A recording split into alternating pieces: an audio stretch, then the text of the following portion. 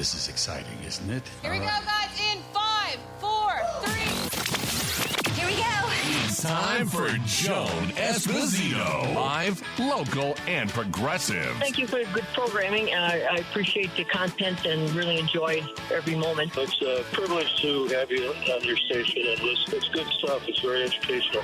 It's time for Joan Esposito on WCPT 820, Chicago's Progressive Talk. Wow. What election results coming out of Michigan? Oh, it could be a trend, folks.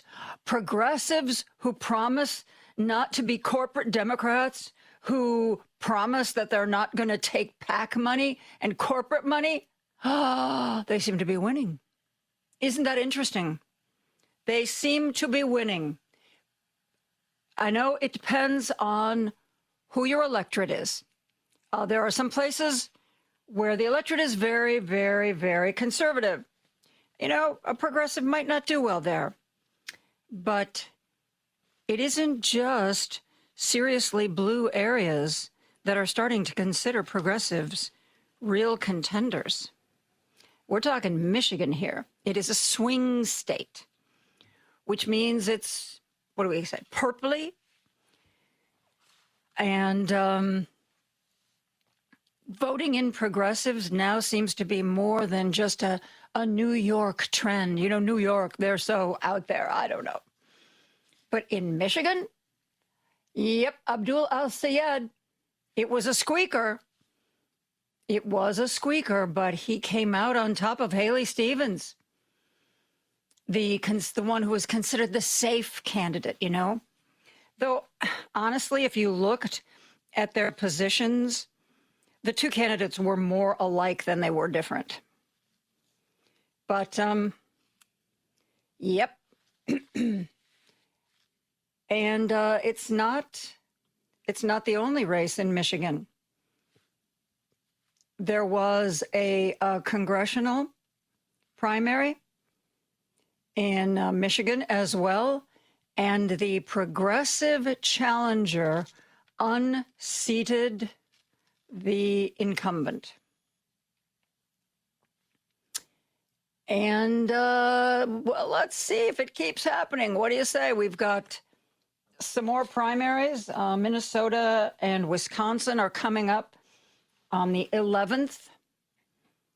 But, you know, what we're seeing in these voting results is just what you guys have been telling me for a long time. We're tired of do-nothing Democrats. We're tired of Democrats who seem beholden to corporate masters and refuse to vote, you know, against, I don't know, big pharma or other big corporations because they get too much money from them. And people are tired of it. You've been telling me for months that you're tired of it. You've been telling me for a long time you're not going to vote for a Democrat unless that Democrat convinces you that they are going to get in there and kick butt and take names. And that's what seems to be happening. The progressives who are identifying themselves as socialists are not, for the most part, embracing the most radical ideas of socialism. Oh, defund the police. Well, no, pretty much nobody is going there anymore. But Medicare for all? Hell yes. That's a big one. It's going to be an exciting midterm. Well, you know what? We have to find our joy where we can. Because we ain't finding it with Todd Blanche. Todd Blanche, as you know, made a paper promise to Tom Tillis and John Cornyn, who were the no votes for him in the Judiciary Committee, in the committee that was listening to his testimony and deciding whether or not to submit his name to the full Senate. And Todd Blanche wrote up a couple of pieces of paper that are not worth the ink that was used to write it up. everybody with any knowledge of the law or government agrees that anytime Donald Trump wants, he can reinstate the stuff that Todd Blanche promised was gone. You know, the the IRS immunity deal was supposed to be not only for the past, but also for anything in the future. Well, they gave that up. Now it's only for the things that have happened in the past. The slush fund, the $1.8 billion slush fund, well, Todd Blanche was willing to put it in writing that it's dead. But the legal experts who've looked over these documents have come to the conclusion that they are all but meaningless. It is performative. Nudge, nudge, wink, wink. Oh, you're being so tough. Let me give you this signed sheet of paper that we both know doesn't mean a darn thing. So you can say, look at me. I forced him to do this. And Todd Blanche, even before the vote to get his nomination out of committee, Todd Blanche is reaching out to senators and making promises to them of things he will do as head of the DOJ if only they sign on the dotted line. What kinds of things? Well, I'm so glad that you asked.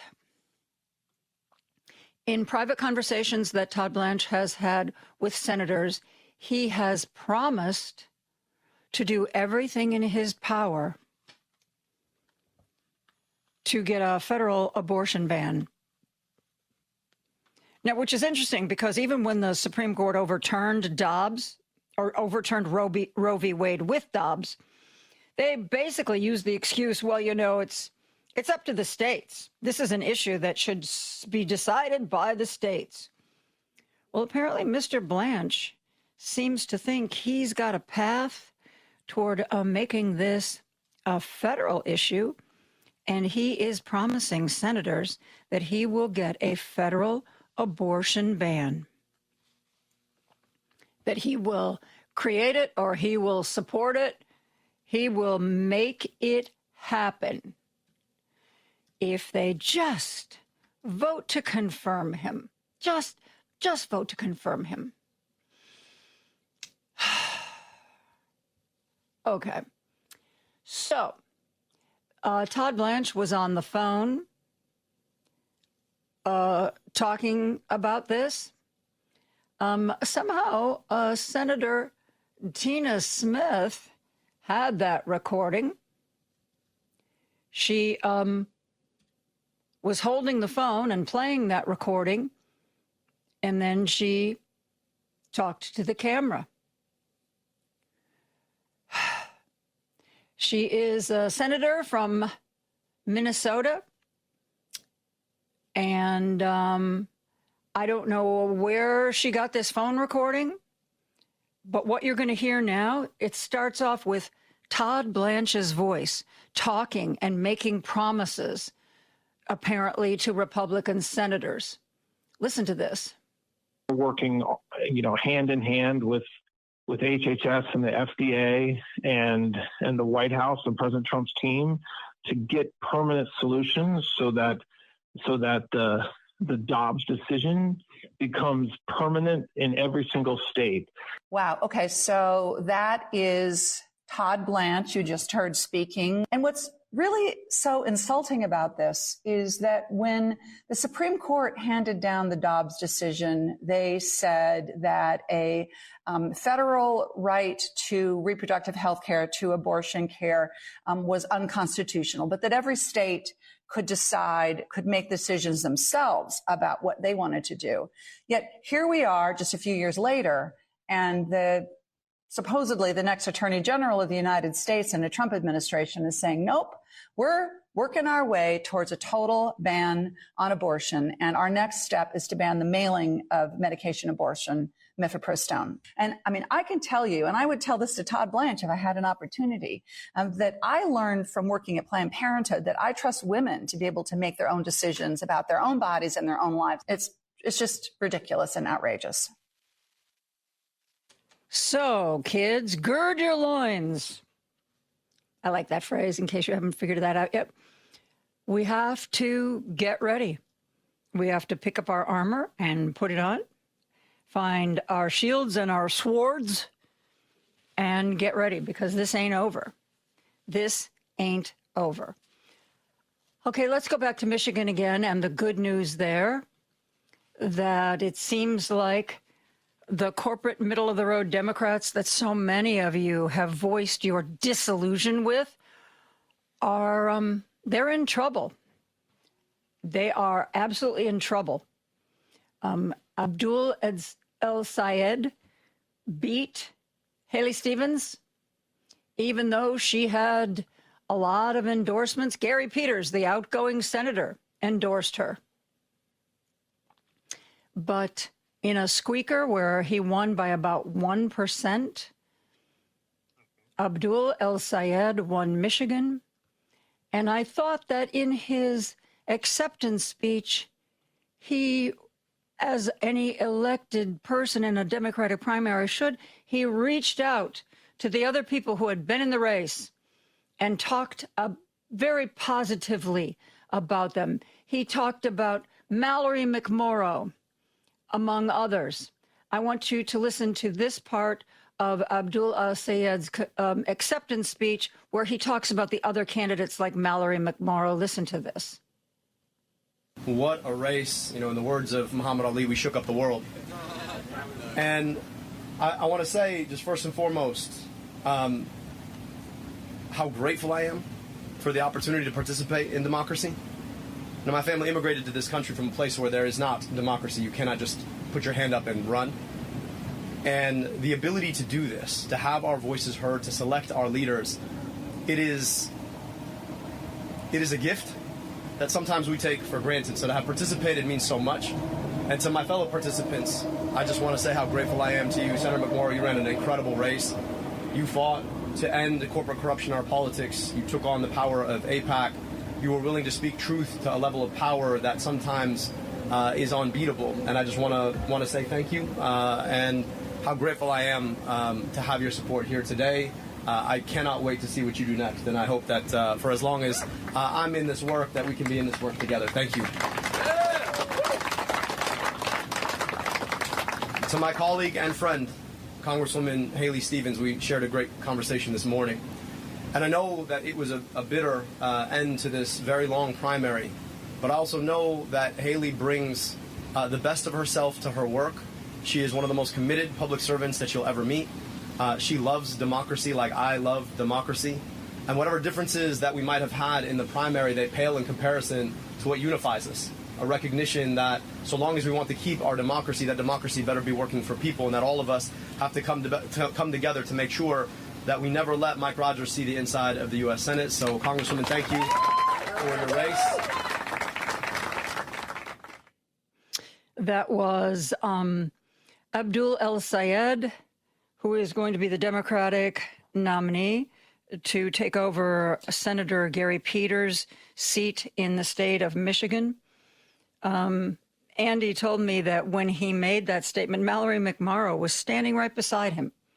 Many people in the beginning thought Mallory McMorrow, you know, the woman who was in the state legislature and got a lot of attention when she rebutted one of her colleagues, and that segment went viral. Somebody who had made accusations against her that she answered in just brilliantly. And initially people thought that she had a real good shot, but the support wasn't there, the money wasn't there, and she ended up dropping out. Interestingly, you know, Bernie Sanders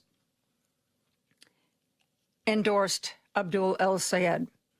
Bernie Sanders at one point endorsed, as did a lot of people, Graham Plattner. And when the rape allegation surfaced, Bernie pulled that endorsement, as did almost everybody else.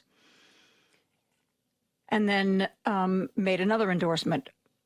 Rachel Maddow led an election panel on MS Now last night.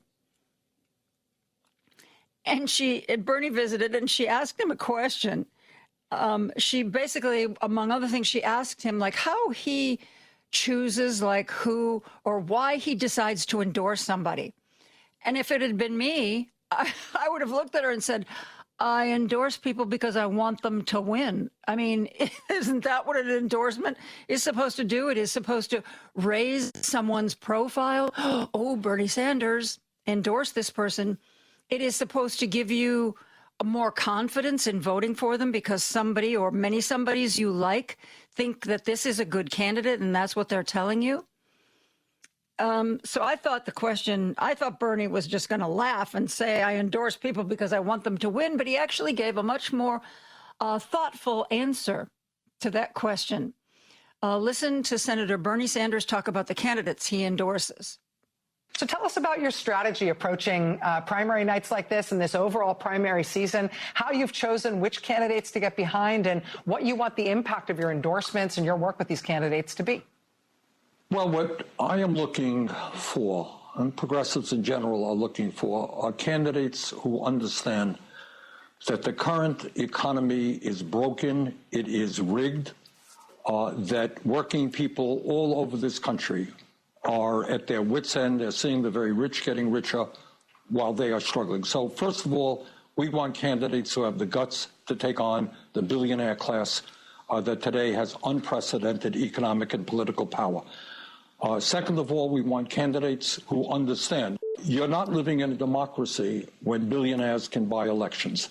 And it's not just Elon Musk spending $270 million to elect Trump or saying he's going to spend another $100 million to elect Republicans to the Congress. Right now, you're seeing in Michigan. And what is so extraordinary about this race right now, Rachel, I have never seen anything like it. You're having a candidate, Abdul El-Sayed, taking on the entire national Democratic leadership, the Michigan Democratic leadership, and he's taking on something like $60 million in super PAC funding, half of which comes from AIPAC. And as of right now, he is a few points ahead. We'll see what happens later on. And all of that tells me that we need candidates who have the guts to speak to the struggling of the working class of this country, stand up to billionaires, and those are the kinds of people we like supporting. In news about the war in Iran, who knows if they're just doing market manipulation, but Trump has announced that they're close to a deal. And this deal, by the way, is not like a forever deal. The deal they're negotiating would last for 60 days. I don't know what happens at the end of 60 days, if they have to renegotiate it or if they can renew it. This deal would not allow Iran to collect tolls for the Strait of Hormuz. As a matter of fact, both Oman and Iran would be keeping an eye. They're going to create a couple of lanes. If you're going in, like you're going to the refineries, you would go in the Irani lane. And if you're full of oil and you're leaving through the strait, you would go, the Irani. If you're going in, it's the Irani lane. If you're coming out, it's the Omani lane. I know they sound a lot alike. One country's on one side, one country's on the other side. I'm not quite sure what the point of that is. But if you read the fine print, this deal that they're all so proud of because Iran doesn't get to charge tolls.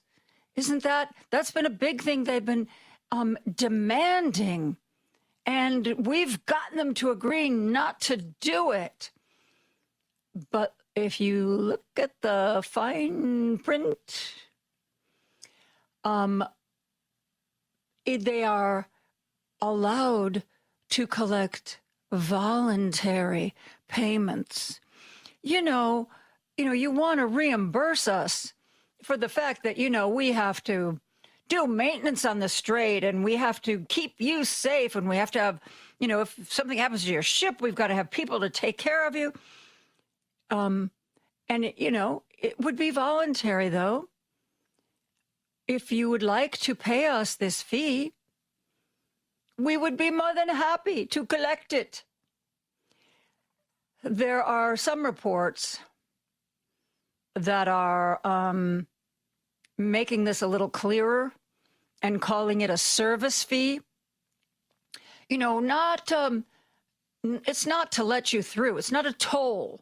It's a service fee because, you know, we've got to compensate for the environmental damage, all your ships do. We have to provide security for those ships. We have to have staff to do that. So whether you call it a voluntary fee or a service fee, Iran stands to collect from every ship that passes through the strait. Some of the arguments say, well, whatever money is collected would be split between Iran and Oman. And, you know, how much you want to bet it doesn't work out that way? How much you want to bet that all the money goes to Iran, or perhaps maybe just 90% of it, and that they throw a few bones to Oman? Whatever this 60-day agreement turns out to be, nobody knows if it's going to last. Remember the memo of understanding? How Trump announced that everybody had agreed to it, except that Iran kept attacking our bases and our allies in the Middle East. Remember how Donald Trump kept saying, oh, yeah, there was an attack here, but that doesn't break the ceasefire. Oh, yeah, they dropped some bombs, but that doesn't break the ceasefire. Oh, they shot off some missiles, but that doesn't break the ceasefire. Finally, it got to be so ridiculous that he had to acknowledge that the ceasefire was over. He started bombing again, and by all accounts, our Middle Eastern allies went to him and asked him to stop that, because surely there was going to be no agreement while that was going on, and the Iranian military was only going to get angrier if that went on. Plus, there was the little side note that maybe, just maybe, we were running out of some of our munitions. Whoopsie. So Donald Trump stopped, and now we have this 60-day agreement it's not official yet. It still could blow up. It's being finalized. That's what they say. It's being finalized. What does that mean? They're choosing the color of the ink they're going to print it with? It's being finalized. And, you know, I would like to believe that this is going to be the end of it. I don't think Donald Trump would be capable of ending it on his own, but I think our Middle Eastern allies want this to be over. I have no doubt that behind the scenes, they are pressuring Trump, telling him exactly what they think he should be doing, what they want him to do, and possibly what they may insist that he do, giving him an exit ramp. If only Iran will play. See, last time we had that memorandum of understanding, Iran kind of decided they didn't want to play. And so they didn't. And then everything blew up. Is it going to blow up again this time? Who knows? Who knows? The Iran Foreign Ministry said that they thought that this agreement, it's in the final stages of review and drafting, but the Iran Foreign Minister seemed to think that this could be a deal. But here's the weird thing that he said. You know, he thinks it could be a deal if certain third parties do not obstruct the process. You think he's talking about Israel? I don't see Saudi Arabia obstructing the process. I don't see Jordan obstructing the process. I don't see the United Arab Emirates obstructing the process. Who do you think that third party is? Heaven help us. We are going to take a break. We are going to the phone lines, and I'm going to be reading your texts when we come right back after this. This is Chicago's Progressive Talk, 820 AM, WCPT Willow Springs, and online at WCPT820.com, where facts matter. Want to join the conversation? I'm going to say exactly what I think here. Got something to say? Everyone needs to hear what I got to say. Call Joan now at 773-763-9278 and join the conversation. Joan Esposito, live, local, and progressive on Chicago's Progressive Talk, WCPT 820. Every weekday, Monday through Thursday, we spend the first hour taking your calls, reading your texts, talking about the news of the day. I was just talking about this so-called agreement that is being reviewed, drafted and reviewed, that would bring about a ceasefire, I don't know, peace agreement, whatever you want to call it, between the United States and Iran. Somebody texted in, paper promise? Is that like a pinky swear? Honestly, I think a pinky swear is stronger. Paper promise is something that is very easy to get rid of, but a pinky swear, you are obligated to fulfill a pinky swear. Maybe that's what they should do instead of another memorandum of understanding. Somebody else texted in, Joan, we're tired of the quiet Democrats. We're tired of old Chuck Schumer, nice guy, who may not even drive a car anymore, but is transported by security staff. Yeah, I think Chuck Schumer, whether he deserves it or not, whether he wants it or not, has sort of become the face of the kind of Democrat that people don't want anymore. Let's go to the phone lines. Let's go to Batavia. Eleanor is on the line. Hey, Eleanor, how are you? And thank you for the call. Yes, I'm calling because I think this war with Iran has been perceived by some people, especially in Iran, as a war of religions. And we never, ever should have started it. It looks like a Christian country has decided to beat up on a Muslim country. And we have no way of getting out of it gracefully. And we made big mistakes so far. And I don't see us surviving this without losing a lot of the world's respect. Oh, I think that ship has sailed, Eleanor. I think we've lost the world's respect. And frankly, I think it'll be years and years before we get back even some of it. We have humiliated ourselves. Our president is a clown, and he is unserious, and he is uneducated. So, yeah, I agree with you. Man, we have lost the world's respect. We had 200 girls in a school here in the United States, and they bombed them and killed them all. I mean, we'd be outraged, and we're lucky that it hasn't gone any further and become a full-blown war of the Muslims against the Christians. And it could happen yet if Donald Trump can't find a way to get himself out of this mess. Yeah, let's hope that somebody smarter than him is going to be guiding this ship. Eleanor, thank you so much for the call. Really appreciate you calling in today. Let's go to Chicago. Our good friend Ron is on the line. Hey, Ron, how are you? I'm pretty good. Did you ever see that movie, Kelly's Heroes, with Clint Eastwood? I did not. No, somebody in the movie says, a deal. Is that what we're trying to get, a deal? Right, we're trying to get a deal now. Yeah, that sounds about right. And with this insider trading,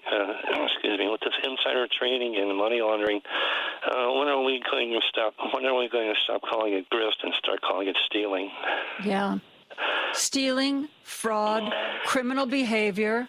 Mm-hmm. Yep, there's lots of things we could call it. It is, and the thing that galls me is he doesn't even care he's not pretending it's something else. He's not trying to hide it. He's not trying to say, oh, well, we didn't do that, we did this. But no, he's like, yeah, sure. You wanna know what I'm gonna post on Truth Social before it goes public so your company will have time to do some market manipulation? Sure, $100,000 a company, pony up. And it's happening. And Senator Ted Cruz was on Fox News today, and he was saying that the socialists are in charge. There will be no more Christmas, and They will let everybody out of the prisons. All the prisons will be empty. Yeah, that sounds about right. Oh, and you know we're all communists. We are all communists. Oh, yeah. I think getting that ridiculous and that hysterical is unless you're really stupid. I don't think that those arguments are going to carry a lot of weight. Oh, they're going to let everybody out of the prisons. Really? Really? That's what you really believe? Unbelievable. Yeah. And one more thing with Max Miller. He did say he threw hot water on his wife, but he said it was horseplay. Oh, yeah. Okay. Yeah, here's a pot of hot coffee, catch. Yeah, really. What a bad man. And I mean, I know that you're innocent until proven guilty, but the fact that he refuses to. There's been some other skeletons in his closet, like drug use, that have come up, and he doesn't want to address it. I'm not going to talk about that. It's family business. Yeah, I guess so. Thanks for the call, Ron. I really appreciate it. Let us go to the lake in the hills where Greg is hanging out. Hey, Greg, how are you? Yeah, hi, Joan. Good afternoon. Thanks for taking my call again. Appreciate it. Sure. I've got about 3 points I wanted to make, and one of them involves Mallory McMorrow. Like you, when I first heard of Mallory McMorrow, she was in the Michigan House of Representatives. I believe that's where she was at, and that's where she's been since, I believe. Anyway, I always liked her. I liked the way she presented her case, that somebody was trying to say that it had something to do with somebody had made charges against her. I don't recall the exact charges, but she came out and she defended herself. Very, I was really impressed by the way she stood her ground, but not just stood her ground, just the way she very intelligent how she presented her case against the person who was, made this charge against her. I really liked her, and because of that, I did support her a few times on using my oath application that I use. Anyway, but then I found out about the AIPAC funding that she got, and of course that really caused me to take a pause. And in fact, Terry Ryder on the weekend, I listened to her show as well, even though it's only a 1-hour show. I wrote in that she was backed by AIPAC, because I have this website called Track AIPAC, and she was on there. But that same day I went back and I looked up, and then she had said that she recognized that she was taking these funds, but it turns out she says I will no longer take these funds, and she goes I was wrong in doing so. So to me that was more than fine. Yeah. The only thing that I didn't like, I sense. And maybe I'm wrong, you can tell me for sure. I sense that you don't like Abdul Syed, who's running. And I'll tell you, I saw him in a debate. I saw just a portion of the debate against, what was the other lady's name? Peters, is it? Or I forgot her name. Stevens? Stevens, that's it. Yeah. I'm sorry. I like you said a million times, I don't live in Michigan. Yeah. Really, I don't have a dog in the race. But I got to tell you, I was really dismayed. At least at this part of this, anybody could take a part, I know, but she did not come across real strong verbally, thinking on her feet type thing, and I think that's important. I don't think well on my feet. Okay, I'm honest about it. I get too nervous about things sometimes, but anyway, that's my 2 cents about that. I just don't want you to, it's like your comment yesterday. You said we can't elect a woman, we can't elect a black woman, we can't elect a gay man. And I said, it really turned me off when you said that. I mean, because, for example, I like Elizabeth Warren. I voted for her in several primaries. Oh, I'm not saying that there aren't gay people and women who wouldn't make fabulous presidents. Oh, no, I think there are too many people in this country that are prejudiced against the idea of a woman leading this country. I think we have to face the reality. I mean, we really want to win in the next presidential election. And I think we have to give ourselves the best possible shot. And it breaks my heart to say that I don't think a woman should be on the ticket right now, but I think that's the reality. And as far as the two candidates in Michigan, honestly, Greg, I wasn't really excited about either of them. I guess I was still pining for Mallory McMorrow and sad that, that didn't work out. So I couldn't change my love that quickly.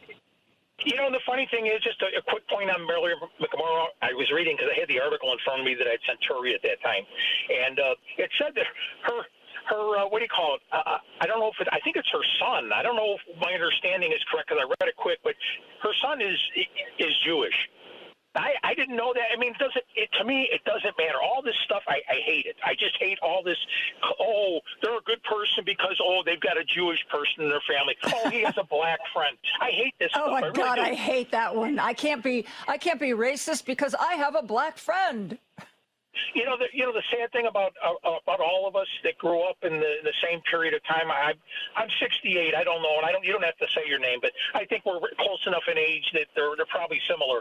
Okay, but I just think the thing is, I grew up in a good part of Chicago. And when I say that, I put the quotes around that because yes, it was good. But also with the good comes the isolation from other people, other human beings that you don't get to know. And because of that, you're always feeling awkward in life whenever you encounter people because you feel like they hate you and you're thinking that, but you don't know. You really don't know what's going on. And anyway, here's my last point. I wanted to make this point real quick. You're talking about the Strait of Hormuz and the charging of tolls and stuff like that. Okay. Well, international waters and all those things come into play, I believe. But here's another one locally, Chicago. It used to be called something like the Calumet Parkway or the toll road, which is now the Chicago Skyway. Okay, that road couldn't be built. You couldn't collect tolls on it unless it was a bridge. So they had a bridge on there. There's a bridge along that roadway that is included as part of the Skyway now. It's like a small part of it, but that's what gives them the right because it's all one roadway and there's no exit points between you get on, you go over that bridge, and then you get off at the end. That's the only reason it's like call a spade a spade. You know what I mean? That's so weird. I didn't know that. Yeah, you shouldn't. I remember that. I had to dig back into my Chicago history class memories from 1973 or 2 or something like that. Anyway, I'm going to get off the air. I know that people got a lot of more important things to talk about, but I just wanted to express my opinion. Well, thank you for that. Thank you for that. We are going to take a break. We're going to be back with more calls, texts, and something that I think you will find amusing when we come right back after this. Chicago's Progressive Talk, WCPT 820, where facts matter. Joan Esposito, live, local, and progressive. Every weekday afternoon from 2 to 5 p.m. on WCPT 820.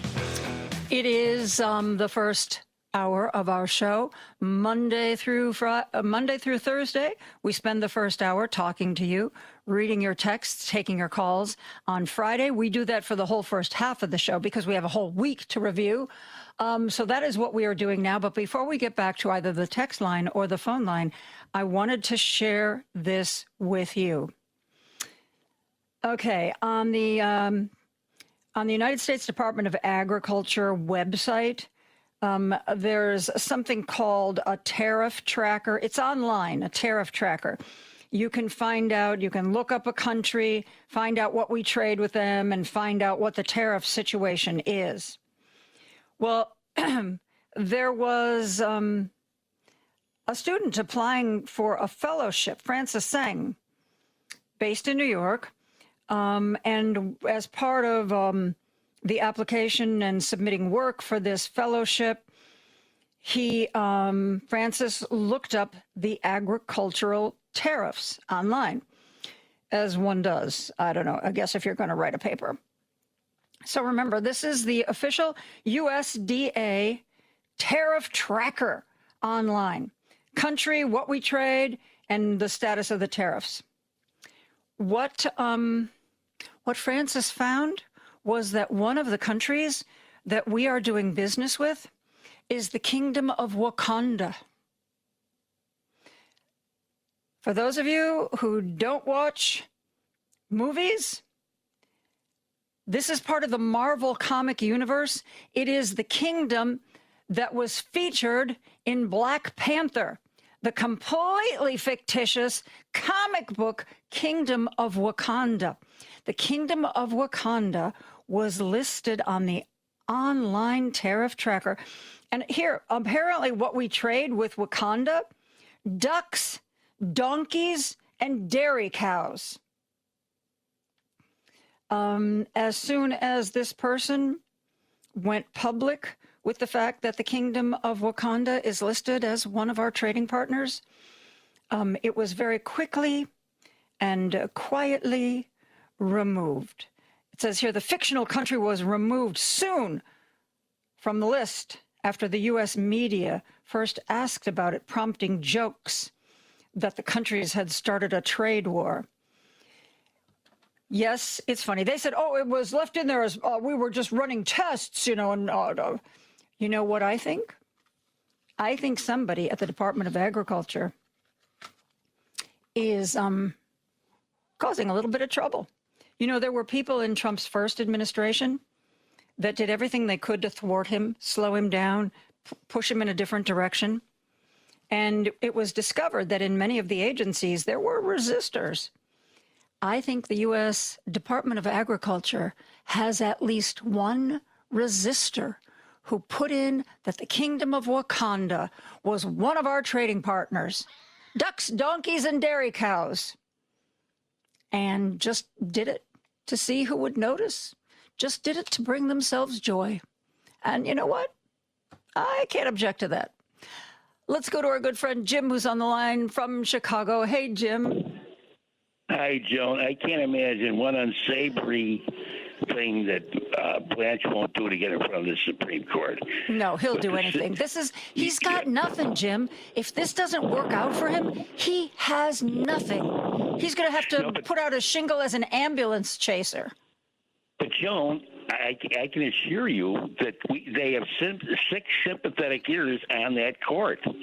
And in the next 2 years, whatever scheme they can dream up, whether it's total abortion ban or Trump has got immunity forever and ever and ever, whatever it is, that Supreme Court will go along with it, Joe. That's the problem. And we're going to have to sit here and let the 6 Republicans on the Supreme Court dictate the conscience of America, the history of America. And that's my fear. Because whatever he does, he'll get his minions or in front of that court, and I'm sure that 99% of the time they'll side with him, no matter how unsavory or how insane it is. That's my. Well, that's what we've seen. I mean, that's yes. That's what we've seen. So why shouldn't we believe it's going to continue to be that way? Oh, absolutely. And Maxwell, has he ever explained why he gave a pardon? Gave Maxwell a break?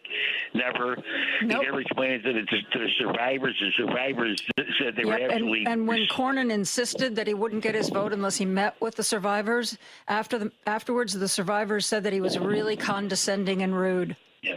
But did Cornyn get that through his thick skull? Apparently not. Apparently not. So they're full of baloney, and we know they're full of baloney. But the 6 people on the Supreme Court are just ruling the roost. And I don't know how. We've got to expand the court. I mean, that's the only way, because even if we put ethics in place, even if we put term limits in place, the ones we've got now, they're going to be grandfathered in. So they're not going anywhere, no matter what kind of reforms we vote for. If we want to not live under this Heritage Foundation, Federalist Society kind of far right-wing rulings, we've got to expand the court. Absolutely. But, Joan, real quick, Trump attempted to. He didn't intimidate the jury in the 34 malfeasance counts. They took only a couple hours to convict him on every charge, but he did have the nerve to go in and with his facial affect in front of the Supreme Court, first time in history of a president, to sit there like a big clown in front of these, trying to intimidate these 6 Republicans to vote his way. He almost got it. That was the strange part about it. But think of the nerve, the absolute nerve of this person to sit in front of the Supreme Court, a ruling that's going to affect the whole United States. Anyway, this is a sad day that Blanche is even considered for this job. It is, anyway, and it just shows how the Republicans literally have no spine and don't care about the country. They don't care. It's all money, an money. act. It's money. Yeah. Hey, thanks, Joe. Thank you. Thank you, Jim. Let's go to our good friend Dave, who's on the line from Hoffman Estates. Hey, Dave. Hey, Joan. You remember I've told you in the past about that boy Bergman, him being a carpetbagger, because his real home, they keep calling him Louisiana Jack and all of that stuff. And like dummies, they voted him in. Well, apparently there's another carpetbagger, this Mike Rogers. He got a multi-million-dollar mansion in Cape Coral, Florida, which served as his official residence for a period now prior to his return to Michigan politics. And I got to reading this thing. It says the 4,751 square foot home on Cape Coral, for which Rogers claimed a $50,000 homestead tax exemption in 2022, was his official residence until his decision to run for U.S. Senate. Rogers bought his Florida mansion while passing through the revolving door to enrich himself after abandoning Michigan more than a decade ago. Rogers made his fortune by advising big companies on the issues he oversaw in Congress, including businesses. That's always good. That's when you know somebody really is has a high standard, high ethical standards. No, this is unbelievable. It's good yet. Says it including businesses that partnered with Chinese firms, collaborated with the Maduro-led Venezuelan government to spy on its citizens, and aligned with other shady foreign interests. Mike Rogers sold out Michigan for a Florida mansion, profited from companies tied to shady foreign interests, and when he finally came back, it was only so he could line his own pockets and those of his rich friends, said Michigan Democratic Party spokesperson Joey Hannum. Michiganders rejected a revolving door Rogers once, and they're going to send him back to Florida for good this November. And let's hope so. Let's hope so, Dave. Dave, I want to try to squeeze in one more call, but thank you so much. Get that one in there, though. About yeah, this dude, thank you. Let's go to Dan, who's on the line from Indiana. Hey, Dan, I don't have a lot of time, but I really wanted to make sure I got your call. Hi, Joan. I just wanted to throw something in real quick. I know you don't have much time, but I haven't heard much reporting on this. The helipad for Marine One out in front of the White House. I don't know if you've seen any reports on this, but it was they tore it up this morning. Yeah, they're doing something really bizarre to it. I don't know, because Marine One always used to just land on the grass outside the White House, but Donald Trump said it had to have a helipad, and now it's all torn away. I don't get it. I don't know. Well, it's because the report came out today is because he does not want a regular helipad. It's got to be marble. Oh, no. Marble. Oh, yeah. Look it up. It's got to be marble. No. I refuse to believe that. Don't tell me that. It can't be true. Oh, please. I'm begging you. Look it up. 23 million, which means 33 million. No, Dan, please. It's 10, 15 You're killing million me. just to transport it. No. Oh, my God. Okay, I'm going to look into that. Dan, we got to get to the news. All right. I will look into that, and I hope to God you're not right, but we will see. We'll be right back. We're going to start our day right after the news. Remember when you get to work to hop over to WCPT820.com or the TuneIn Radio app and stream The Stephanie Miller Show. Weekdays 8 to 11 a.m. on Chicago's Progressive Talk, where facts matter. Because facts matter. You're listening to WCPT 820. It's time for Joan Esposito. Live, local, and progressive. Joan, as always, exceptional work from you from, your TV days all the way up to today. You're truly exceptional, and thanks for this great show you have. It's time for Joan Esposito on WCPT 820, Chicago's Progressive Talk. Very pleased to welcome back Joyce Vance, former U.S. Attorney for Alabama, currently one of the sisters-in-law on the Sisters-in-Law podcast. Also, an author. Her book is Giving Up is Unforgivable, a manual for keeping our democracy. Joyce, thank you so much for joining me again. It is so great to be with you. Big fan. Happy to be on your show. And I wanted to give you a little bit of gossip about Jill Wine-Banks, because I don't want to forget this, so I'm going to get this out of the way right now. You should ask her about coming to a party I threw and how she danced the night away. And I'm telling you, that woman can cut a rug.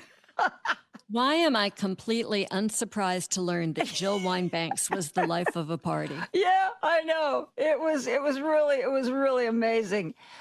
Okay, a little bit of fun. Now we're going to go back to the news of the day. Okay, you're a former U.S. attorney.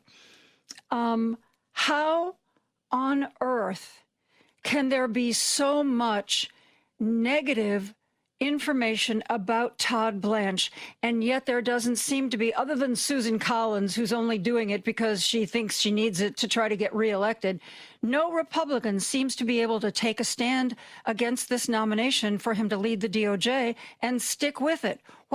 Does that surprise you, that there is simply nobody who's willing to stand up and say, this guy is awful, he's a hack, this guy should be in jail, not leading the DOJ? Even in the moment that we are living in, I will confess that this does surprise in the sense that it appalls me, because there are so many members of Congress, so many senators, including Republican senators, who have a legal background, and they understand that our form of government is predicated on having a functioning rule of law system. And when the proposed attorney general is someone who is more interested in protecting his former client, the president, than he is in, doing the people's work, that's disturbing. Todd Blanche should be a no vote for anyone who cares about the rule of law. And I am not a lawyer, but I know that Tillis and Cornyn wanted Blanche to sign some sort of piece of paper that said the slush fund was dead, and supposedly they got another concession that this ridiculous immunity from the IRS, instead of being past and future, is now only going to be for things in the past. But I follow lawyers on social media, and all of them have said that this isn't worth the paper it's written on, that it will be very easy for Trump to reinstate these ideas, to continue to carry on with these ideas. Do you think, is that true? If Trump is of a mind to move forward with either the slush fund or with this unbelievable document signed by Todd Blanche that gives Trump, his family, his businesses forgiveness for back tax debts and also freedom from any investigation, which I take to mean any prosecution, if he's interested in moving those forward, he can, and here's why. The slush fund document could certainly be resurrected in a different form. For instance, DOJ has a judgment fund. That fund could be used for this same purpose, to give cash rewards to people who were Trump supporters who he's now alleging were mistreated by the criminal justice system. But also, this notion that Donald Trump had a legitimate case that he settled and that he gave up his claims against the Justice Department, and that in return they gave him this broad forgiveness. There's a provision of that agreement that says it can only be modified if all parties agree. And so this document that you're referring to that Todd Blanche put on Twitter at 11:09 p.m. Sunday night, that document is just Todd Blanche saying, I've changed this. And if Donald Trump wants to push that issue, he's got a legally binding contract of sorts that says that it can't be modified without his consent. Now, look, there are a whole host of issues here. There's a federal judge in Miami who has ruled that this entire lawsuit was a charade, that it was collusive, and that it has no force, that Donald Trump cannot claim the benefit of this so-called settlement deal in any official proceeding. But this is going to all play out in the courts, and it will take time. Speaking of the courts, I saw where the Department of Justice has let the judiciary know that they are withdrawing their prosecutions of the Oath Keepers and the Proud Boys in relation to what happened on January 6th.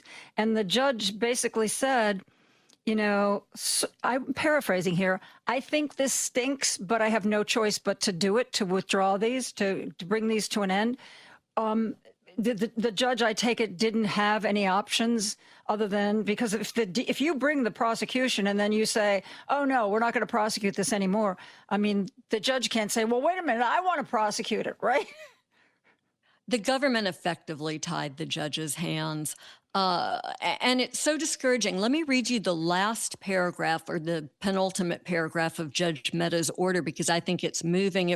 This order will become a historical document.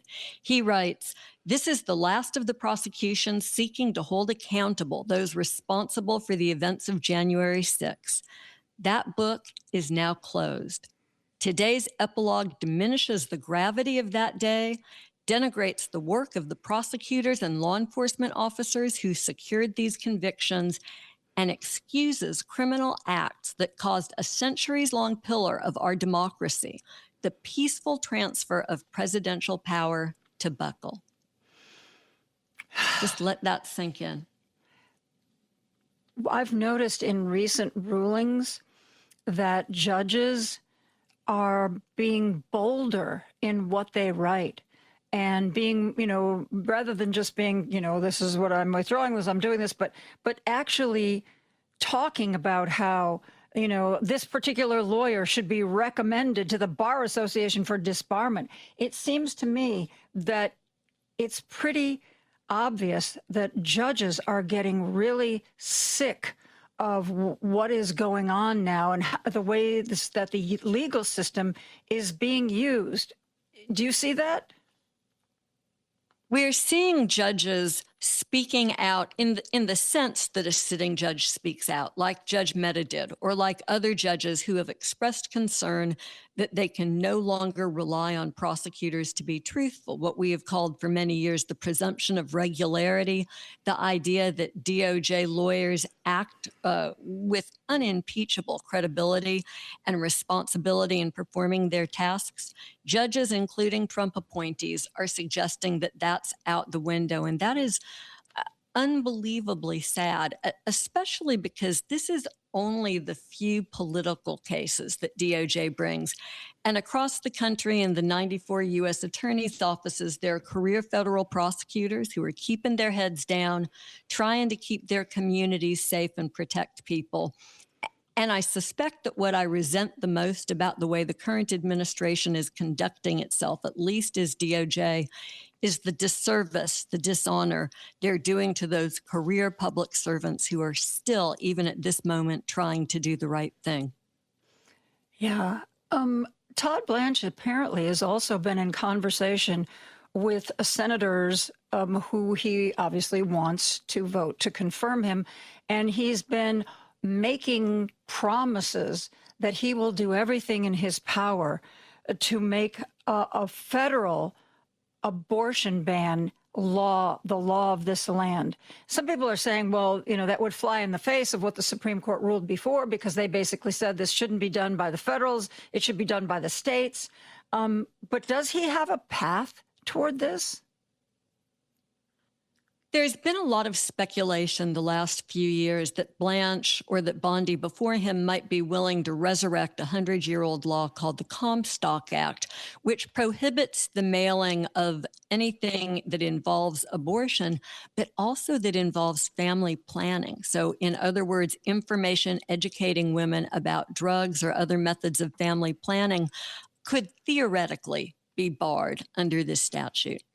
The reality is that if they try to do that, there will be a lot of litigation ongoing in the courts, and you have the right premise in your question, which is that when it decided Dobbs, the case that reversed 50 years of abortion rights for women, the Supreme Court didn't say, we're going to criminalize abortion or we're going to prohibit abortion.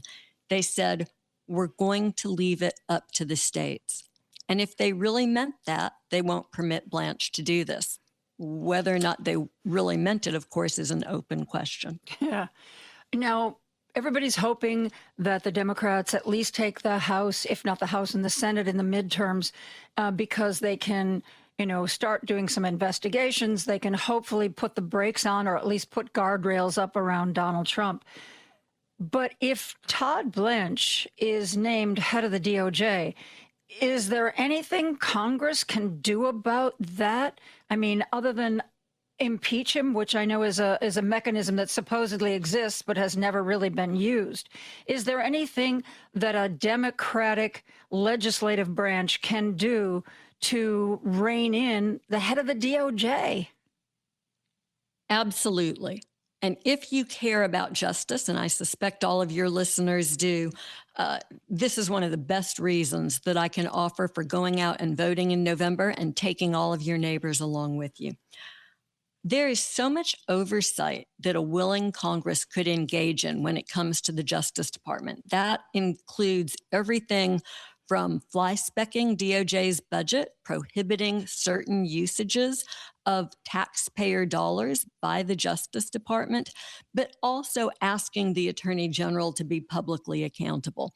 And this Attorney General, quite frankly, has escaped accountability, I should say this acting Attorney General, because when there's Republican leadership in either the House or Senate committee, subcommittee that he's testifying in front of, they can set time restraints on questionings or prohibit certain sorts of exchanges from happening.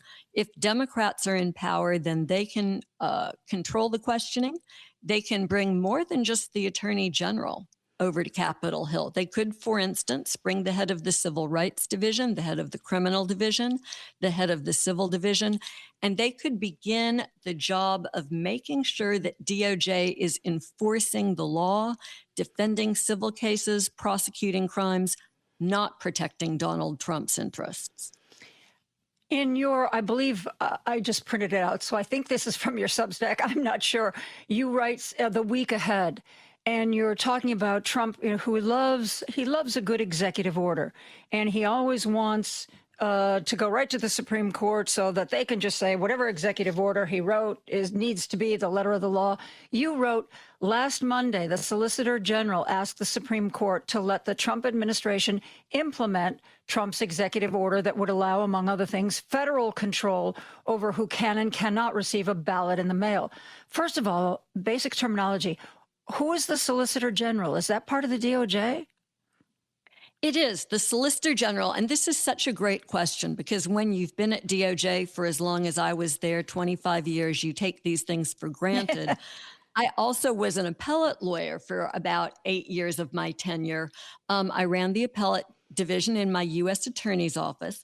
And the Solicitor General runs the appellate division, the Supreme Court of that division, for the entire Justice Department. So it's a very powerful position. It requires presidential nomination and Senate confirmation. It's usually one of the smartest, brightest lawyers in the country, regardless of who's in the White House. These are the lawyers that the justices rely on. Sometimes the Solicitor General is referred to as the 10th justice. That's how powerful that role is. Okay. Well, what do you think of Trump's executive orders? And is the Supreme Court going to, mail-in balloting, it doesn't seem like he would have any standing, especially since states control elections. His standing to say one form of voting is no good. And again, as you've obviously picked up, I am not a lawyer, but I know you have to be somebody who is really involved or hurt by something to be able to go to court over it. What standing does Trump have to try to get rid of mail-in ballots? Right. So what happened here was that Donald Trump issued an executive order directing some of the cabinet level agencies to take certain steps.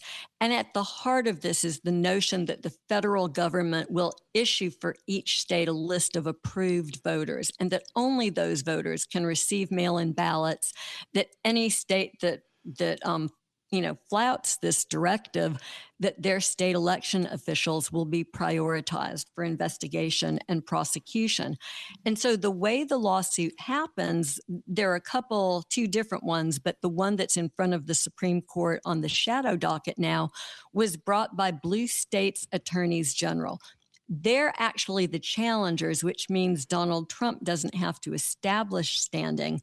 And in fact, the argument that the Solicitor General is making is another highly technical legal issue. It's called ripeness. And what the Solicitor General is saying is, we haven't taken sufficient steps towards implementing the executive order for anyone to challenge it yet. You have to wait until we do something. The Democratic states attorneys general who have filed their opening salvo with the Supreme Court just this past Monday, they've said that's absolutely not the case. You're preparing to implement it. And by the way, a little reminder to the justices, the attorneys general say, you've said that no one should take action so close to an election that it confuses people and upsets the process. And that's precisely what they're preparing to do here. In fact, they may hold their fire and act just weeks or months ahead of the election, throwing everything into confusion and disarray. So the issue here is whether or not the executive order should be enjoined, should be stopped from going into effect just for the 2026 midterm elections. The 2028 elections and the issues there will get litigated later on. Oh, joy. Joyce Vance. Yeah, this is not a happy moment. Yeah.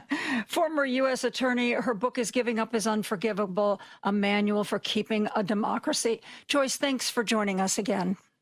Thank you so much for having me. Take care. We are going to take a break. We're going to be back with more after this. Hey, Google, play WCPT. Streaming Chicago's Progressive Talk from TuneIn. Hey, it's Joan Esposito, and I want to tell you about 120 Life. 120 Life is actually a drink. It's made with ingredients that help support a healthy blood pressure. My mom struggled with high blood pressure for much of her adult life. She was on medicine for it for years and years. And for many of us, high blood pressure is something that runs in the family. 120 Life is a great tasting fruit and vegetable drink designed to improve your blood pressure. Put it to the test for a couple of weeks. Check your blood pressure. See if it works for you. Some people reported results in as little as 2 weeks. And I like 120 Life because it is a healthy fruit drink that isn't super sugary. To try it, go online to 120life.com. That is 120life.com. If your high blood pressure doesn't come down in 2 weeks, you can get a full refund. And you can get a 20% discount. Use the code JOAN, Joan, and get 20% off your order. These statements have not been approved by the Food and Drug Administration. This product is not intended to diagnose, treat, cure, or prevent any disease. Joan Esposito, live, local, and progressive on WCPT 820. We want to revisit some of the big news of the day. The big news of the day is Abdul El Sayed has defeated Haley Stevens and is going to be the Democratic nominee to fulfill the Senate seat that Gary Peters is leaving. You know, Gary Peters endorsed Haley. And so after Abdul El Sayed won, Gary Peters was kind of asked to weigh in on that, and this is what he had to say. To the Michigan primary where Abdul Sayed won. Well, I'll certainly congratulate his victory. I talked to him this morning and congratulate him on a victory. We have to win Michigan. It's absolutely essential for us to keep that state blue, my state blue, so that we can take the majority here in the U.S. Senate. So he's going to work hard, and we're going to now unite the party behind him. You predicted that this race would be close. How did you know, and why were the polls so low? I knew it would be very close because I'm a Michigander. I've been through a lot of elections in Michigan. This is not my first rodeo, as I say. So I knew it would be very tight, which it certainly was. But now we have to come together and understand that whatever differences existed between Haley Stevens and Abdul, those are very small compared to the difference between Abdul and Mike Rogers. And we're going to make sure that our Democratic Party comes together in Michigan and reach out to independent voters to win the race. What does it say about the direction of your party that he won over Haley Stevens, who Chuck Schumer had endorsed? Michigan is very diverse. We've seen it before. We know Bernie Sanders won over Hillary Clinton in a previous primary, so it's a very diverse state. But the ultimate test is a general election, and we're going to make sure we do that. What would you like to see him do to try to unify the party? What does he need to do to get there? I think he just needs to start reaching out to folks, which I'm sure he will. And that has to start immediately, which he assured me will happen. Have you spoken to Stevens? I haven't spoken to her yet. I will. And you know, Abdul El Sayed wasn't the only race that caught his victory, wasn't the only victory that caught people's attention. Jocelyn Benson won the nomination to run for the governor of the state of Michigan. Gretchen Whitmer is moving on. And Jocelyn Benson, who got a little bit of notoriety because she kind of went toe-to-toe with Republicans because her role in government up until then was administering elections. And you know, Republicans are very fussy about that. She also won. And here's some of her victory speech. I'm also unafraid to stand up to anyone who gets in our way. And this moment demands leaders who will stand up with courage, unafraid to bullies. And boy, boy, do I know how to do that. Like when Donald Trump tried to pressure me into turning over your private voting information, I said no, and I'll see you in court.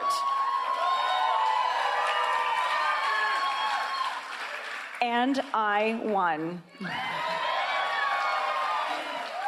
I want you to know that even if it means sheltering in my home, protecting my son, while people with guns protest on my front lawn, I am not afraid to stand up to anyone who would try to take away your rights and freedoms. And that, again, will be the choice facing Michigan's voters this fall. Who does your governor work for? What does she stand for? And who does she fight for? The Republicans have already shown us their vision for Michigan. It's a vision that would raise healthcare costs instead of lowering them, a vision that would allow housing costs to climb instead of fighting to bring them down, and a party whose leaders stood with Donald Trump when he tried to overturn a free and fair election and instead of standing with the people of Michigan. That is not the future that Michigan wants or needs. And together, we're going to reject it this November. Because the bottom line to me is this: Michigan deserves a governor who answers to the people, not corporations, not to the DeVos family, and not to Donald Trump. Jocelyn Benson bringing the heat in Michigan. We're going to take a break, and we are going to talk about Ben Wickler's new book, This is the Plan, when we come back. This is Chicago's Progressive Talk, 820 AM, WCPT Willow Springs, and online at WCPT820.com, where facts matter. Joan Esposito, live, local, and progressive on WCPT 820. You know the name Ben Wickler because he was head of all the Dems in Wisconsin for quite a while. A brilliant guy when it came to promoting Wisconsin Democratic candidates, a brilliant guy when it came to fundraising for Wisconsin Democratic candidates. Ben Wickler has a book out now. It is called This is the Plan, How to End America's Meltdown and Save Democracy. Ben, welcome. Hello, Joan. It's great to be with you, with your listeners, and with, I hope, a big group of people who want to be part of the plan, who want to get their country out of this mess. We have a lot to do. Yes, we do. Before we talk about the book, though, aren't you, or didn't you recently do a television show about Wisconsin going around to different places? It is social media and radio and various formats. It's called This is Wisconsin, and it is ongoing. So I am spending time on the road across our state, talking to folks about what they love about Wisconsin, how we can make it better for everyone. This week I was at a farmer's market talking to folks about the price of food. I was at the National Mustard Museum, which is only found in Wisconsin, has more than 7,000 varieties of mustard, and the kind of quirky special place that I think makes Wisconsin great. And I've been talking to small business owners and workers in different places. There's so much that actually unites Wisconsinites at this moment. So even though it's a moment of huge political division, it's very satisfying to discover that we all basically want the same things. Did I hear the beginning of that statement correctly? Did you claim that Wisconsin has more than 7,000 kinds of mustard? Well, the National Mustard Museum has more than 7,000 kinds of mustard. I see. And it's in Wisconsin. Okay, so I guess yes. by default, Wisconsin has them. Okay. Yes, we do. We have hundreds are local to Wisconsin. We have a very strong kind of brat and sausage tradition, so it's a great place to spread mustard on delicious meat products. But many of the mustards are from other states and even other countries around the world. Okay. I want to talk to you about the book, This is the Plan.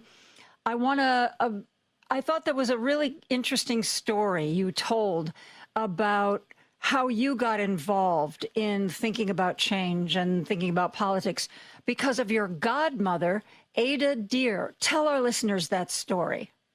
Absolutely. So if you've never heard of Ada Deer, you're in for a treat. Ada Deer was the first Native American woman to win a primary for Congress. I was 11 years old. She was my godmother. She is from the Menominee tribe in Wisconsin. And if you have looked at a Wisconsin map, you might know that there's a Menominee County. The reason for that is that her tribe the recognition of her tribe was terminated by the federal government. So their reservation became a county. They lost all the funds that were due to them and to honor their treaty obligations from the U.S. government. The hospital closed, schools suffered. And Ada led this fight to get recognition of her tribe restored, which actually worked. When she was a young woman, she helped get a national law passed so that the Menominee Nation was recognized again as a tribe. So years pass, she runs for Congress. I volunteer on her campaign, and she wins the primary. And the night of her victory, she goes up to the podium and says, "I've waited a long time to say this, me nominee," which the perfect punchline. And I was just hooked from that moment on. The combination of, come from behind victory and humor and actually making it fun for everybody just, I think, seared itself on my brain. And I grew up reading and loving The Onion and eventually got to write for The Onion and also really involved in political campaigns and organizing. And those things have never stopped. I tried to bring the same spirit to the book. And my hope is that many more people can not just experience the soaring highs and the heartbreaks of politics, but also the joy and the fun that can be part of it too. Well, I was just going to say, obviously she did have a big impact on you because that's one thing you almost more than anybody else I've seen in national politics. You really do bring joy to the process. With so many people, it's like, this is a war. We got to fight. We're going to organize. It's like in terms of violence or conflict. And you have always brought joy to the process. And that is not an easy thing to do. I appreciate it. I mean, I get joy from, working with other folks who are also having a great time. I quote The Princess Bride in the book, the moment when Miracle Max says to the heroes, "Have fun storming the castle." And, in a non-January 6th, very civil, nonviolent kind of way, I think you do have to have fun storming the castle if you're going to keep on storming the castle. I also tell the story in the book about The Princess Bride itself. We had this fundraiser with the cast of The Princess Bride. Yeah, I was just going to say, when you made reference to that, we had to talk about that. That was one of the most brilliant things I've ever seen. Oh, thank you so much. That was the biggest fundraiser we've ever had as a political party, $4.5 million. And to be part of it, you only had to chip in $1. So we had 160,000 people. Some people gave thousands, some people gave a single dollar, but it was like this joyous gathering of people doing something that they love to do, which is tune into, I think, the best movie ever made. And at the same time, hear about how they can get involved in an election that they helped to win. Wisconsin in 2020, shortly after that election, it defeated Donald Trump by less than 1 percentage point. And we have elections like that over and over. And it's only because thousands and thousands of people roll up their sleeves and jump in that we're able to pull off victories, even when, the right brings every dollar and every dirty trick to the ever conceived to the battle in Wisconsin. We've been able to win 17 of the last 21 statewide elections in America's most purple state. And, the goal is to keep that going this year. How did you bring that about? Did you know somebody in the cast of I just blanked on, I want to say The Princess Diaries because I was reading about Anne Hathaway this morning. And The Princess Bride. Thank you. Yeah, the story of how that happened, Bradley Whitford, who played Josh Lyman on The West Wing, he's from Madison, Wisconsin. He loves Wisconsin politics. He agreed to do a fundraiser that was supposed to happen during the Democratic National Convention in 2020. And then the convention became virtual because of COVID. So we had a virtual event called the West Wing Weekly in Wisconsin. It was with the West Wing Weekly podcast about the West Wing. And we thought it would raise like $30,000, and instead it raised $160,000. So after that, our team started brainstorming, does anyone know anyone else who's done anything, related to movies and TV and things that people love? And one person on our team had a childhood friend who had moved to Los Angeles and gotten to know Carrie Elwes, the man in black from The Princess Bride. So Emma called her friend Sarah, and Sarah called Carrie, and Carrie, as it turned out, had been thinking about wanting to do something to help a critical swing state like Wisconsin. And suddenly, amazingly, this is happening. He called Rob Reiner. They called all the cast members. Everyone said yes. Everyone was, bored and freaked out in their, separate rooms and apartments and houses during COVID. And joining together on a Zoom became a way that they could all help. So really, just an amazing coincidence that all these things happened. But that's part of the magic of organizing, is that when you come up with a goal and you ask people to be involved and to bring their own talents to the mix, things that you could not have imagined were possible suddenly become reality. And that's a kind of a joy that I hope many more people get to experience.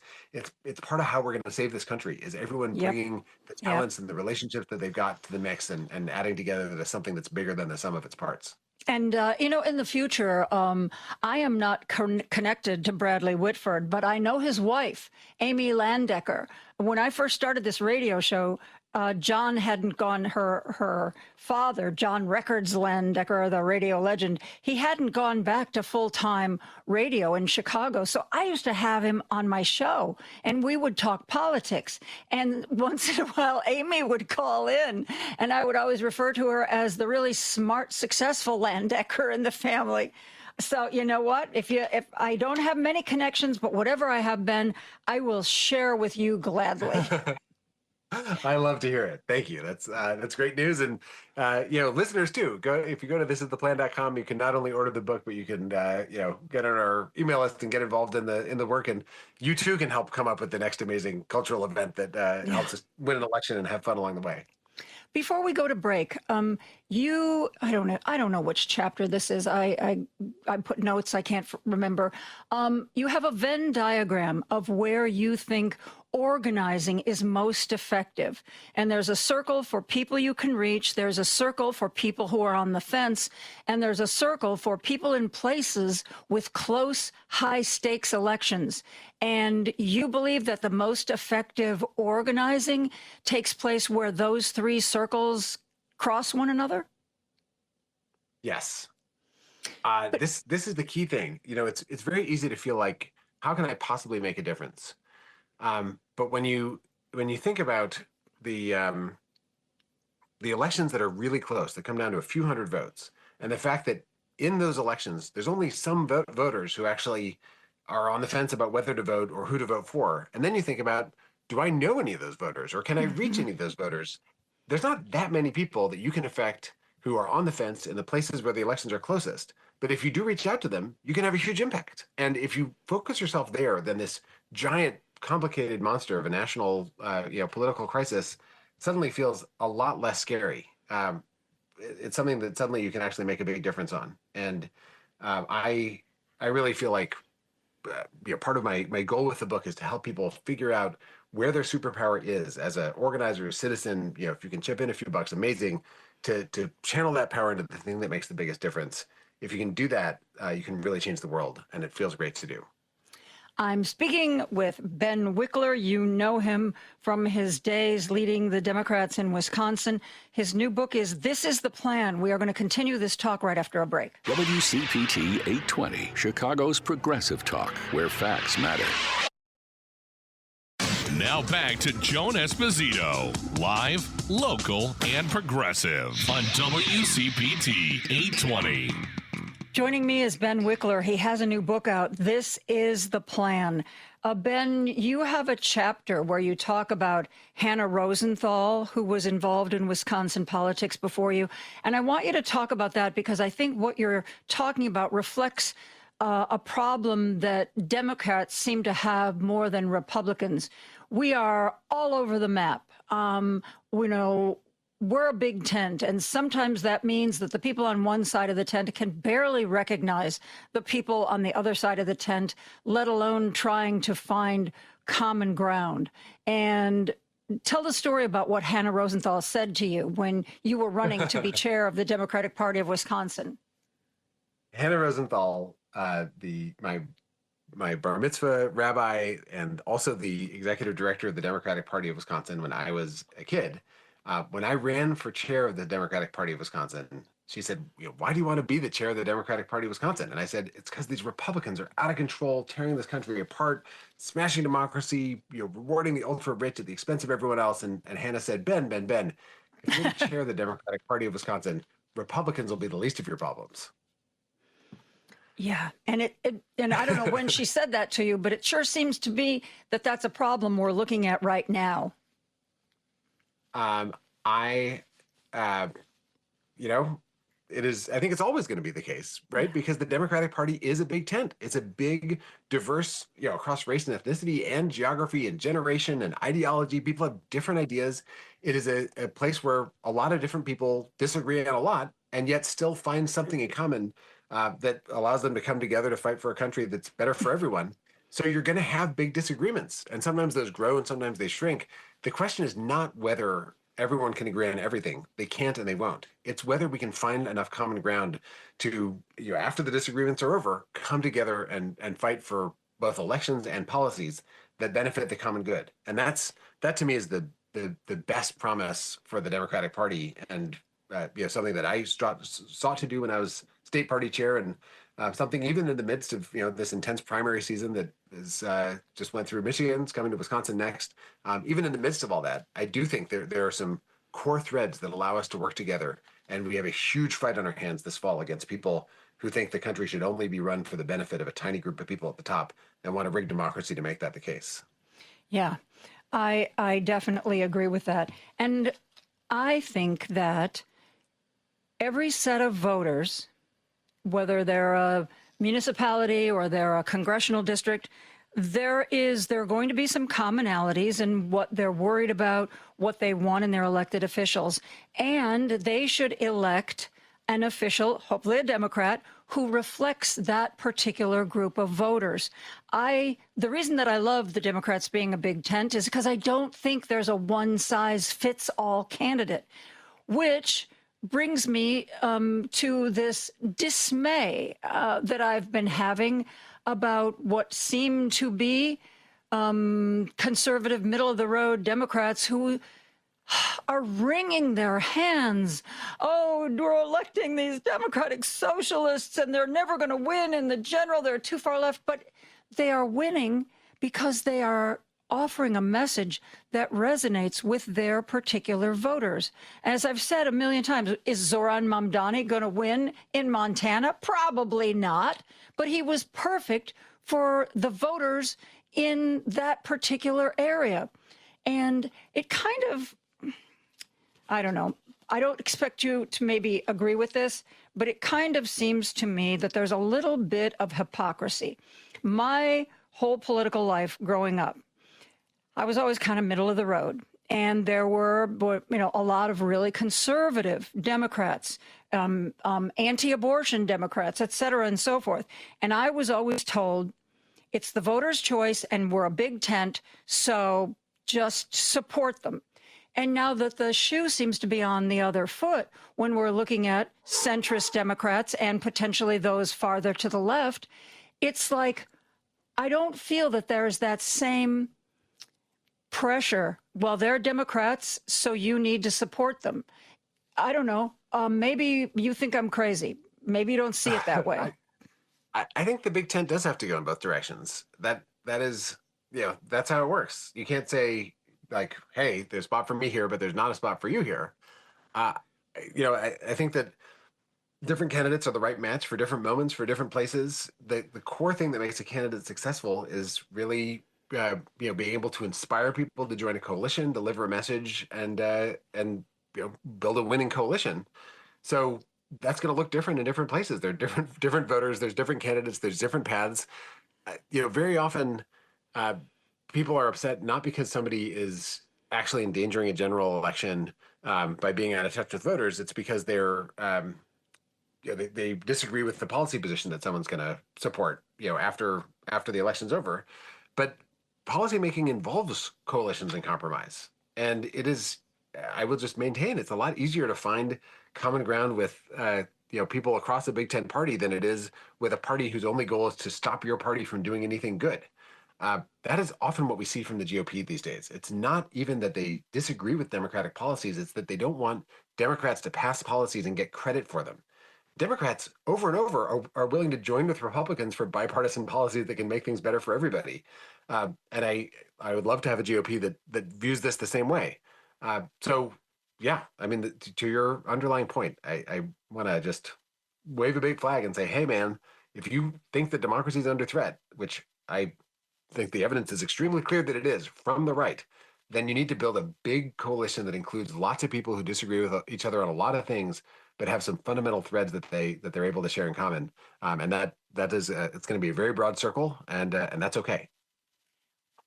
One of the things you say in the book that I really like is build a team, work on races at every level, and this is the part I love, don't stop just because an election is over. That is so important. What does that look like in real life? So the day after an election, celebrate, take a breath, but then start thinking, what can you do in the follow-up to the election that just happened that can help pave the way to victory in the next one? What is the next fight? What is the thing that folks are going to rally around together? Debrief, learn lessons. Something that we do in Wisconsin is after our spring Supreme Court elections, we go and knock on the doors of the new voters who'd never cast a ballot before, who voted in a spring Supreme Court election, to check in with them about what motivated them to get involved. And then those conversations help form the basis for the next big ones. I really think there's an enormous impact that comes from connecting with people when you're not asking for their vote and you're just listening to them about what they care about, that allows you to form relationships and get information and build trust that can have a payoff over many election cycles to come. The other thing is, what you need to do to sustain political involvement is to build a community. It's to build a group of people that does this year in and year out together. And in Wisconsin, we have neighbor to neighbor teams. We have county Democratic parties. There's a whole array of grassroots groups. I just saw folks from a group called the Persisters, and it's a group of women who got together after Trump was elected in 2016, and they call the Senate together. They they have meals together. They write postcards. They go out and knock on doors. They have events, and they have fun. And that's the essential quality. Building community means doing things that matter, but also enjoying yourselves while you do it. And if we do that, we know that unrigging this country is going to take years. It's not one and done. There's no one election or one candidate that does the whole job. But if we can sustain the level of engagement from year to year going forward that we're going to need, then I really do think there's a path out of this moment of great darkness and a future that is much brighter for everybody. Yeah, and I'm so glad to see Wisconsin becoming more and more democratic all the time. The elections, the Supreme Court elections, the other elections in Wisconsin, they age me, Ben, because it's like everyone feels like a life or death. And I was talking to Pat Kreitlow from Up North News, and the one thing he said was, now that Wisconsin has a different map, he said that he's seeing in the state legislature a lot of Republicans choosing not to run for re-election, retiring, because without the gerrymandering, they don't feel as confident of winning. Is Wisconsin in my lifetime, not yours because you're going to live a lot longer, but in my lifetime, am I going to see a Wisconsin that is safely blue ever? I mean, I think that the soul of my state, it has multiple big parts. It's the state of Joe McCarthy and the far right, and it's also the state of fighting Bob La Follette and the birthplace of the Republican Party is an abolitionist, anti-slavery party. I think there will always be electoral contests, but I think that we can move away from this world where the most extreme form of MAGA is constantly on the verge of winning by a fraction of a point. And I what I'd love to get to is a point where for Republicans to win, they've got to take a page from the Republicans who've won in states like Vermont and Massachusetts, and not try to smash every union in sight and suppress every vote, but rather have a different idea about how to make the environment better. Whether it's red or blue, what I want to do is help the Wisconsin's best values that so many people hold in common become a basis for agreement across the political spectrum here. And I think that if we can do that with a much better possible future for everybody. Because I am a crack radio host, I'm going to ask you the question that probably should have been my first question, Ben. The book is This is the Plan. So, Ben, what is the plan? Can you boil it down for us? So step one of the plan is this week for everybody to roll up their sleeves, figure out where there's an election that they care about, and maybe grab a friend or two and volunteer to make a difference in that one. And that could be where you live or someplace across the country. There's an election almost every Tuesday. But then this fall, help the states that are right on the edge to win Democratic state-level trifectas, the governor, assembly, and state senate, so that they can pass laws to protect the vote before 2028, including to unrig the Electoral College, which there's a state law that can actually change, which I get into in the book, the National Popular Vote Interstate Compact. If we if we win state governments in 2026, Trump won't be able to steal the election in 2028. So step one, the states in 26, let's win the House and Senate too. Step two, in 2028, win the House, the Senate, and the White House. And step three, pass big reforms, term limits on the U.S. Supreme Court, gerrymandering ban nationwide, and abolish the filibuster in the U.S. Senate. And I get into some more policies as well, big reforms that unrig the political system for the long term. If we do that, then we have a freer, fairer, more just America for everybody for years and years to come. If we don't do that, then we're going to wind up right back where we started with the right sweeping into power and rigging the rules for itself. So there's everything to fight for, but there's a clear path out of this mess. Part of the reason why Trump was able to do so much damage so quickly is he had a book, he had a plan. Smarter people than him had put together agency by agency exactly what he needed to do. And so he had Project 2025 and he hit the ground running. I've had a lot of people say this to me, and I echo the sentiment.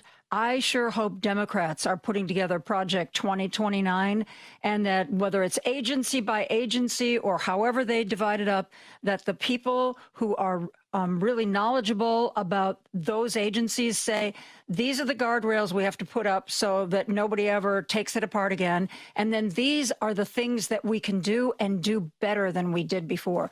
Do you have any sense that the Democratic Party is interested in doing something like that? There are a ton of people doing exactly that. Some of them are issuing reports publicly even now. I think that, and I think getting ready to map out the policies, map out the executive actions, critical, important work. Have a plan. But so many of those things won't happen unless we change the system itself. So my book, it doesn't go through agency by agency. What I go through is branch of government by branch of government, what we need to do to make it actually work. Like, you cannot pass a single law that Republicans don't support unless you change the filibuster. You've got to do that. If you pass laws, even great laws that are totally constitutional, they could get struck down by a rogue, partisan, right-wing, corrupt U.S. Supreme Court. And so I think you've got to do U.S. Supreme Court in the mix too. They gutted the Voting Rights Act. They overturned Roe versus Wade. They'll come for anything. In the book, it maps out the battle plan to build a democracy that allows either side to compete based on the policy they support, and then actually pass those policies into law and see how they work. And that's, my goal is that if we can do that, I think that the policies the Democrats support and can pass with, through both chambers of Congress and the presidency are things that will garner huge support from the American public and be able to bring a positive change to people's lives. And that's the end goal here. It is not about, you have to win power to be able to make a change. The goal is positive change for people and a government that responds to people's needs. Ben Wickler, I hope the book is a smash success. Thank you for all you've done for Democratic politics and all that you continue to do. Oh, so grateful. Thanks for having me on, and I hope folks will enjoy. This is the plan. This is the plan, how to end America's meltdown and save democracy. Ben Wickler, out now. We are going to take a break for news and be back with more after this. The Thom Hartmann radio program provides all of the intelligence, information, and insight you'll need to win the water cooler wars. Weekdays 11 to 2 right here on WCPT 820, Chicago's Progressive Talk, where facts matter. This is WCPT 820, where facts matter.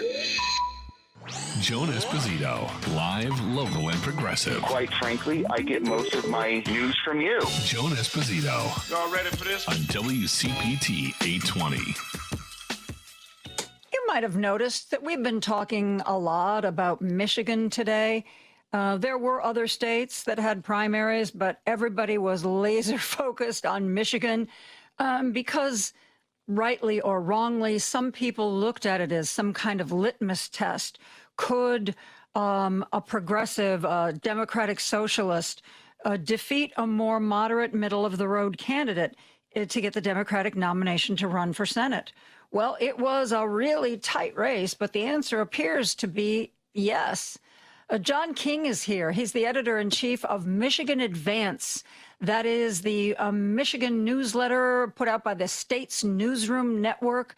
The State's Newsroom puts people in state houses around the country to keep an eye on the politics of that particular state. And John is in the Michigan Advance to study the state of Michigan and joins us now with his observations. John, thank you so much for being here. Thank you, Joan. It's a pleasure to be here. Okay, there's two takes that I'm seeing on this Senate primary. One is, oh my God, the Democratic Socialist, the Progressive won. And what does that mean? And then the other people who are saying, well, yeah, he won, but it was a squeaker. So does that really mean what some people are saying they know is, does that mean he is, his ideas, his policies, that's definitely the way people want to go. How significant do you think it is that there was basically about 1% of the votes between them? I mean, I wouldn't put too much stock in that because I think, a primary race is much different than a general election race. Everything renews. You have to win the primary in order to head for the general. And, now that Abdul El-Sayed is going to just take on directly, Republican Mike Rogers, it really resets the dynamics of the race. I mean, earlier in the AP News that we were listening to, they played a cut from John Thune, who said, oh, well, now, the Democrats are going to have to, live with Abdul El-Sayed's, his policies and the things he's, stood by in the past. And I'm like, yes, and so will Mike Rogers. Mm-hmm. That's a two-way street. So I think everything resets after a primary, heading into a general. But I also noticed when I was looking at the candidates and what they believe and what they stand for, honestly, I thought that they had more in common with one another than they differed with one another. And so I think the idea that somehow one is so much more radical than the other, I don't think that holds water. You obviously knew these candidates better than I did from my reading. Did you sense that there was a big center Venn diagram with the two of them? Yeah, I mean, I would agree that they had more in common than they, did not. I think the main issue that was the difference between them, obviously, was the direction that the Democratic Party should take. And obviously, the main issue there is about corporate influence in elections. I think a lot of pundits really tried to make the main issue, support for Israel. And I've always seen that the issues around Israel and its actions in Gaza and with the Palestinians is intricately linked to the corporate influence and in the embodiment of AIPAC, a special interest group, which is, flooding tens of millions of dollars, $60 to $80 million in this race alone. And so I think that was the main differing point. But when you think about, a woman's right to choose reproductive freedom. They're on the same, they're on the same page. Healthcare access, they're on the same page. Fighting the Trump administration and their immigrant enforcement and detention and illegal actions, the killing of citizens on the streets. I mean, I think that they are aligned on those key issues.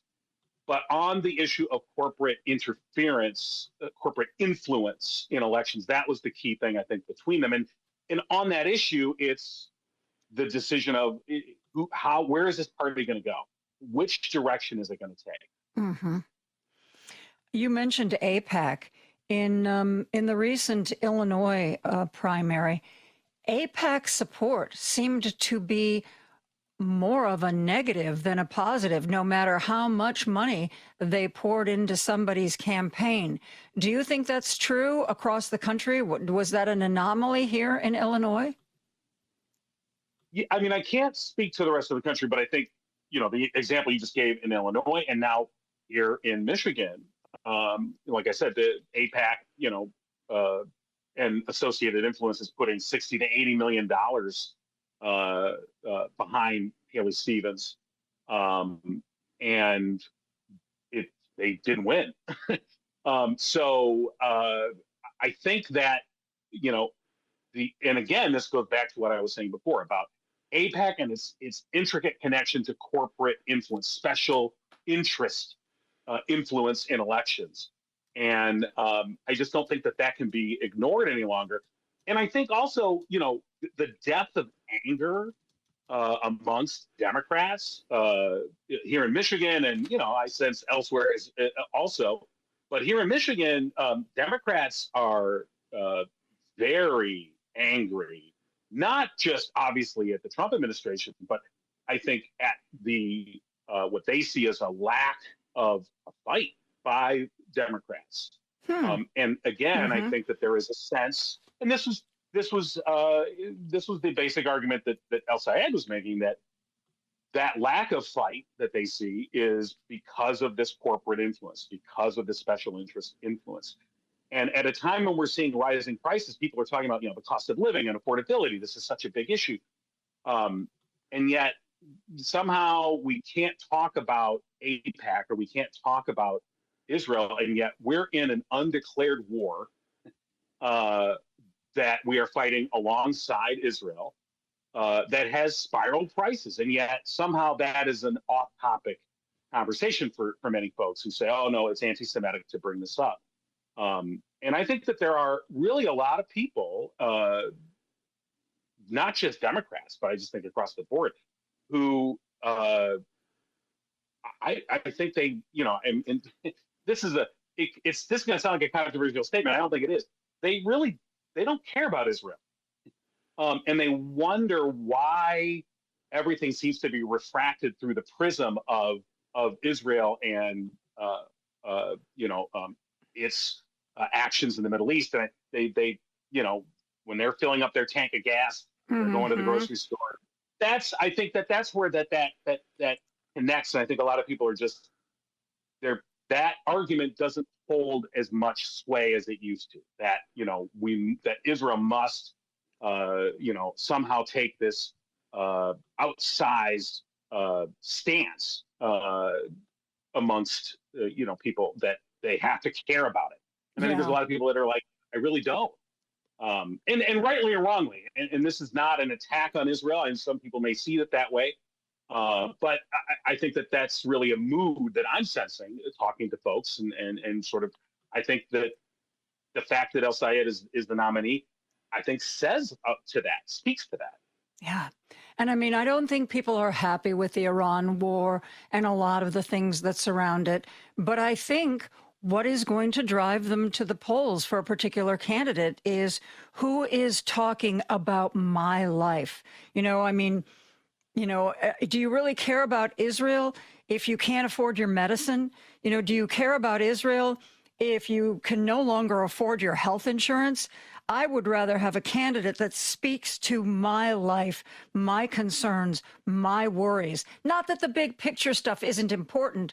I just don't think it is more important, maybe not even as important as the stuff that affects everybody's life.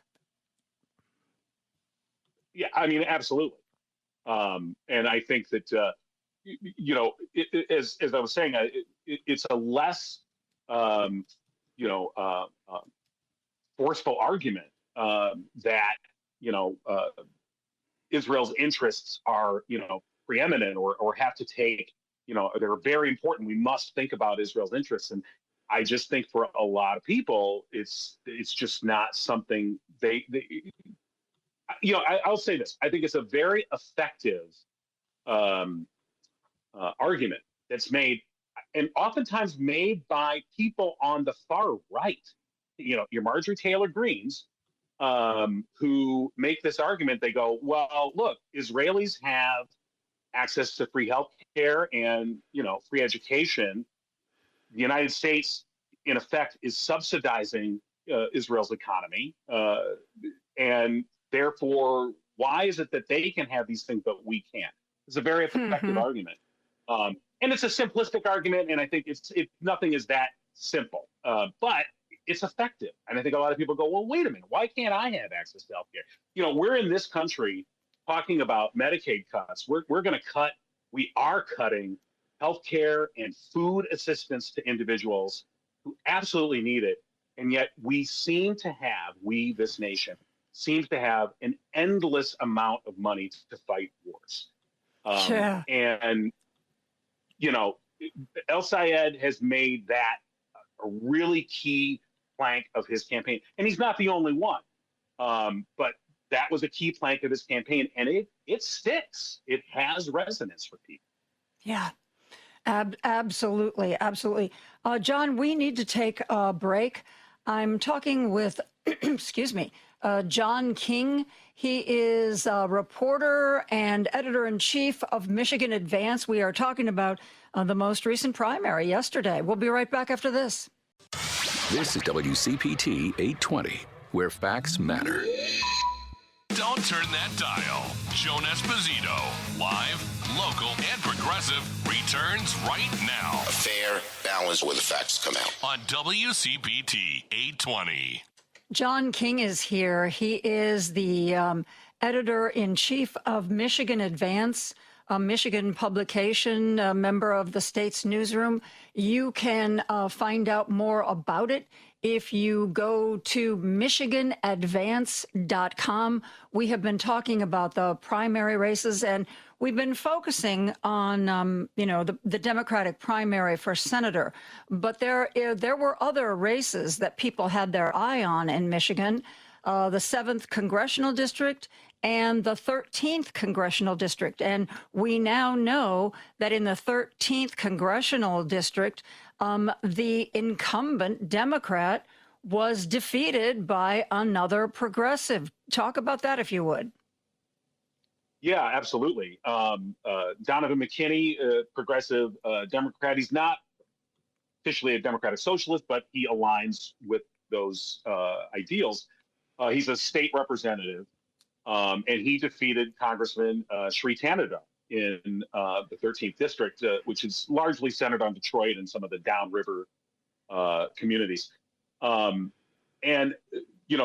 Tanadar has, since he came into office a few years ago, there have been rumblings of discontent, we'll say, amongst folks who said he's really, it was really more about aggrandizing himself. There was stories through the years of him spending a lot of his office expenses to promote himself, billboards and things like that. Now, that's not unheard of in bus benches, Right. This is not unheard of, but it was a concern. It was a sticking point for many constituents who said, hey, I don't get a lot of great constituent service from this guy, but he's got a lot of nice billboards. What's up with that? And so that was an ongoing thing. But to unseat an incumbent in a very safe blue Democrat district, that's not easy to do. And Donovan McKinney, who grew up in that district. He's represented it in the Michigan legislature. He knows the issues. He knows the district. And right from the get-go, when he announced his campaign last year, he really went right after the same types of issues that I think El Sayed, was very successful with in his Senate race in terms of, corporate influence. I think specifically for McKinney, it was about utilities. DTE and Consumer Power here in Michigan are local utilities, how much outsized influence they have through their spending, their political spending, and yet their service is not the best and rates keep going up. And so that was a real sticking point. And McKinney was able to hit on that over and over again, and very successfully. So to unseat an incumbent congressman, again, is that shows a real level of dissatisfaction. But that incumbent had been elected twice. Do you think the fact that the incumbent was 71 years old, did that play a role? Because I think the winner was 34. Right. Yeah. I mean, McKinney's young, and Sri Tanadar is not. Although I'm closer in age to Sri than I am to Donovan McKinney. But I think that the demographics, age specifically, I think that has played a part. I think sometimes people make too much of it because I think the support for Donovan McKinney or for El Sayed, it really kind of goes across demographics in a lot of ways. I don't know that in that particular instance, age was a real factor. It may have played somewhat of a role, but I think most people were just dissatisfied with the incumbent, and they saw him. He was more self-serving than he was in terms of really taking seriously the needs of constituents there. And again, going after corporate influence. I mean, Congressman Tanadar, he himself is a millionaire, so that says something. Very open to corporate PAC, donations. He larded up on those. And McKinney, right from the outset, said not going to take corporate money. A lot of progressives are saying that, and it's very, very popular with Democratic voters.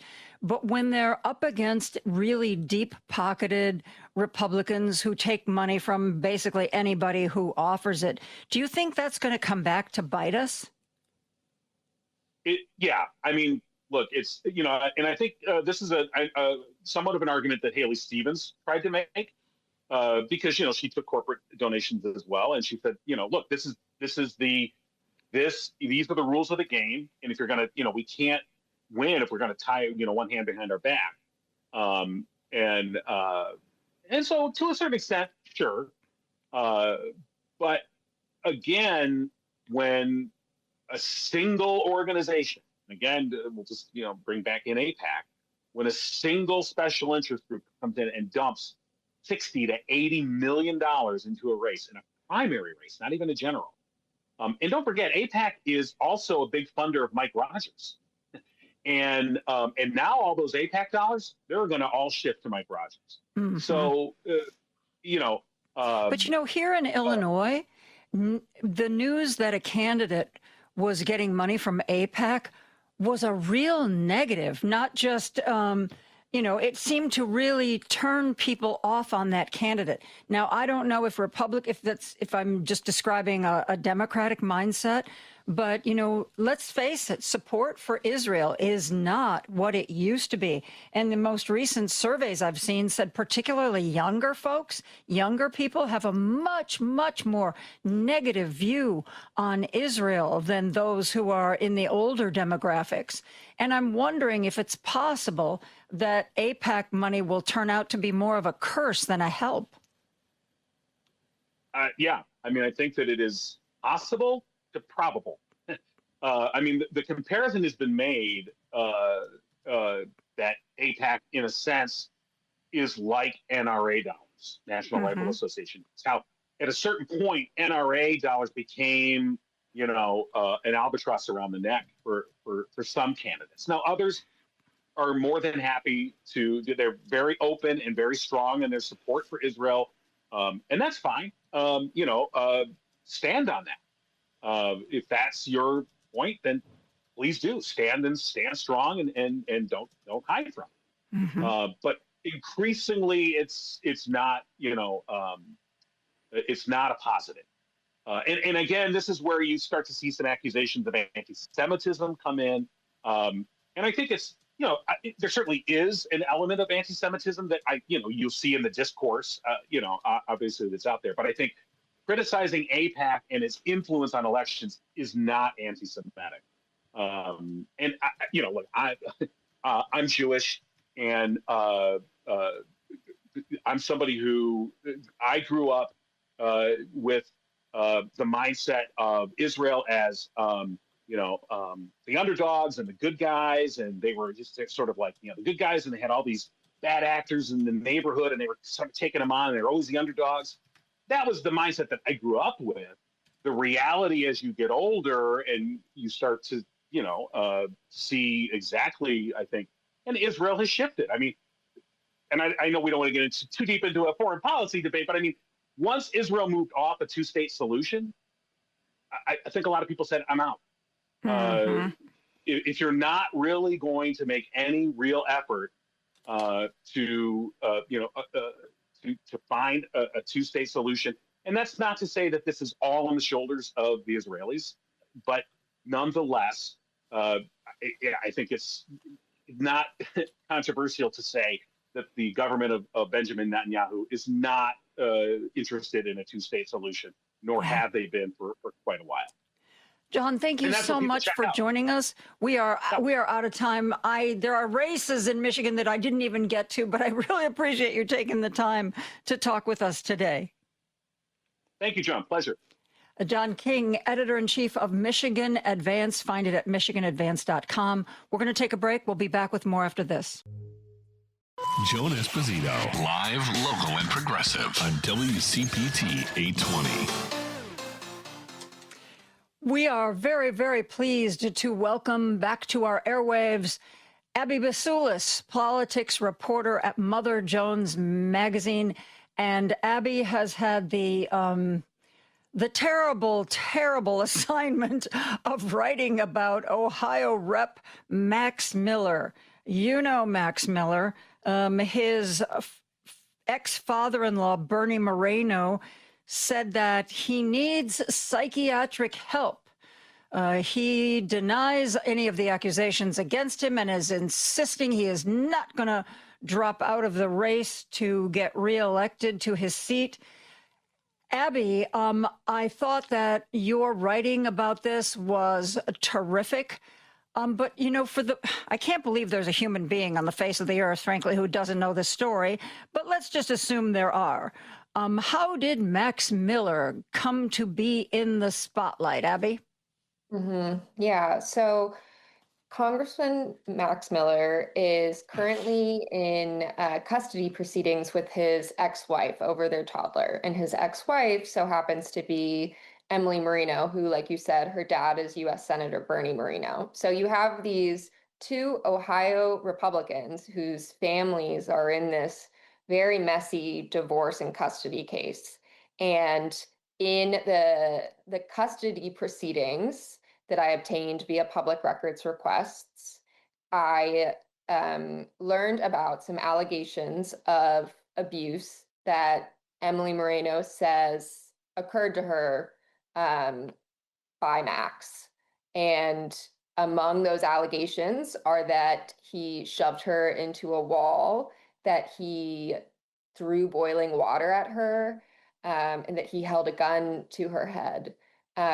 They also had an investigation into possible child abuse when their 2.5-year-old had a broken collarbone. And I have to say that ultimately detectives were not able to conclude one way or another how the child had the broken collarbone. It was what they called, quote, unsubstantiated, but it was a serious injury. And in the course of investigating that injury, Emily Moreno told the police about the things that she says Miller had done to her. And she's not alone in this. He dated Stephanie Grisham, who was Melania's communications person. And she, Stephanie Grisham, also said that he was physical. She brought a restraining order against him. How does that add to the pressure on him to resign? Do people believe Stephanie Grisham?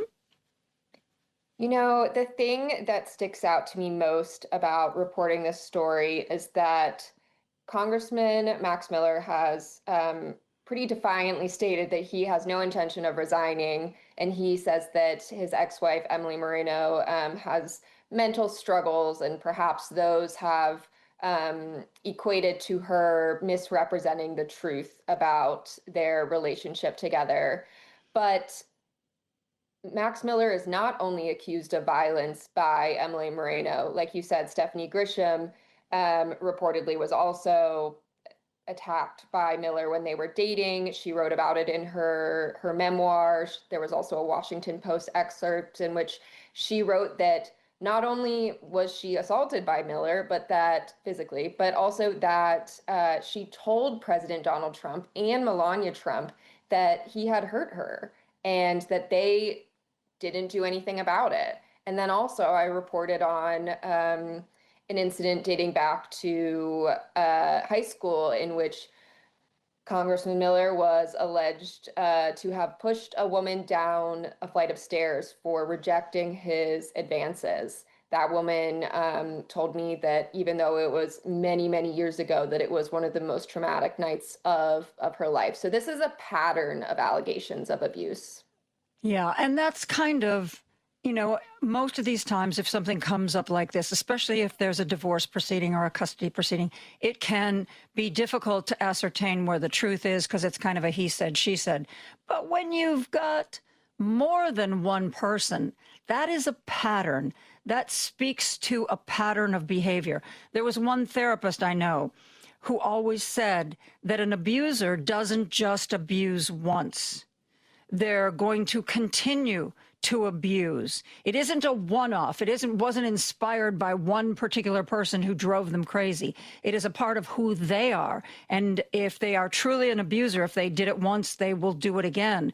So a pattern of behavior is probably one of the more damning things that can be brought out about somebody who is facing these accusations. But I believe even today, he is saying this never happened. This never happened. Man, oh man, I don't know. Do you think he took a lesson from Donald Trump? Never admit you did anything wrong and just double down? It's hard for me to believe that he is just going to hold his head up and say, I didn't do anything wrong. Not with her, or with her. Don't believe any of them. Yeah, it's interesting you bring up Donald Trump because Congressman Max Miller also brought up Donald Trump when he was interviewed by CNN's Jake Tapper last night. Tapper pressed Miller on the fact that it's multiple allegations of abuse from different women and not just one woman coming forward. And Miller's response was something related to how President Donald Trump was also accused of assaulting multiple women and doing all kinds of bad things. And he somehow was able to defy the odds and win elections anyway. And so therefore he was looking to President Trump as a role model of sorts and trying to,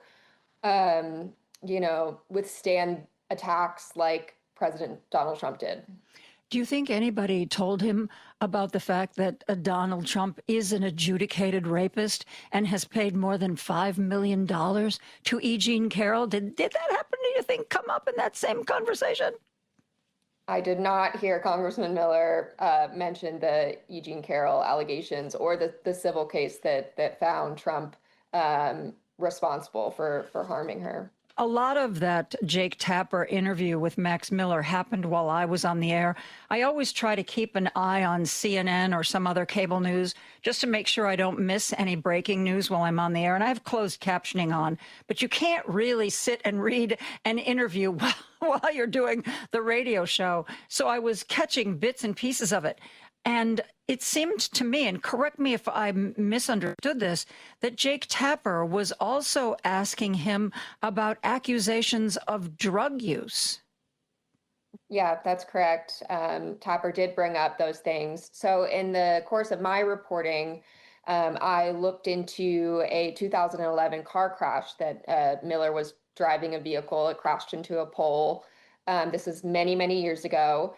And initially, the police charged him with driving under the influence and not being able to control a vehicle. And he was able to plead down that case to just failing to control a vehicle. And in 2021, it was reported by Politico that Miller's lawyer was saying, see, like it wasn't a DUI. It was just not being able to control the vehicle. Well, I obtained further records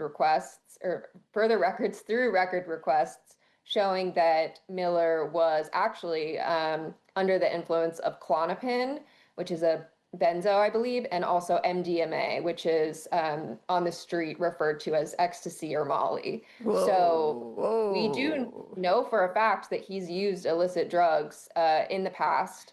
And in the interview with Tapper, Miller failed to respond to a question about when the last time he used illegal drugs was. Yeah. Okay. So what you're saying, he's pretty much an all-around Boy Scout kind of a guy here. You know, I've been reading a little bit about this, and there's a guy by the name of Eric Erickson who apparently is a conservative radio host. And Eric Erickson recently speculated that Max Miller staying in the race would cost Ohio 3 seats in Congress, not just Miller's seat, because his argument was people are going to be so turned off by this that a lot of people who otherwise would vote will stay home. Do you think that's accurate?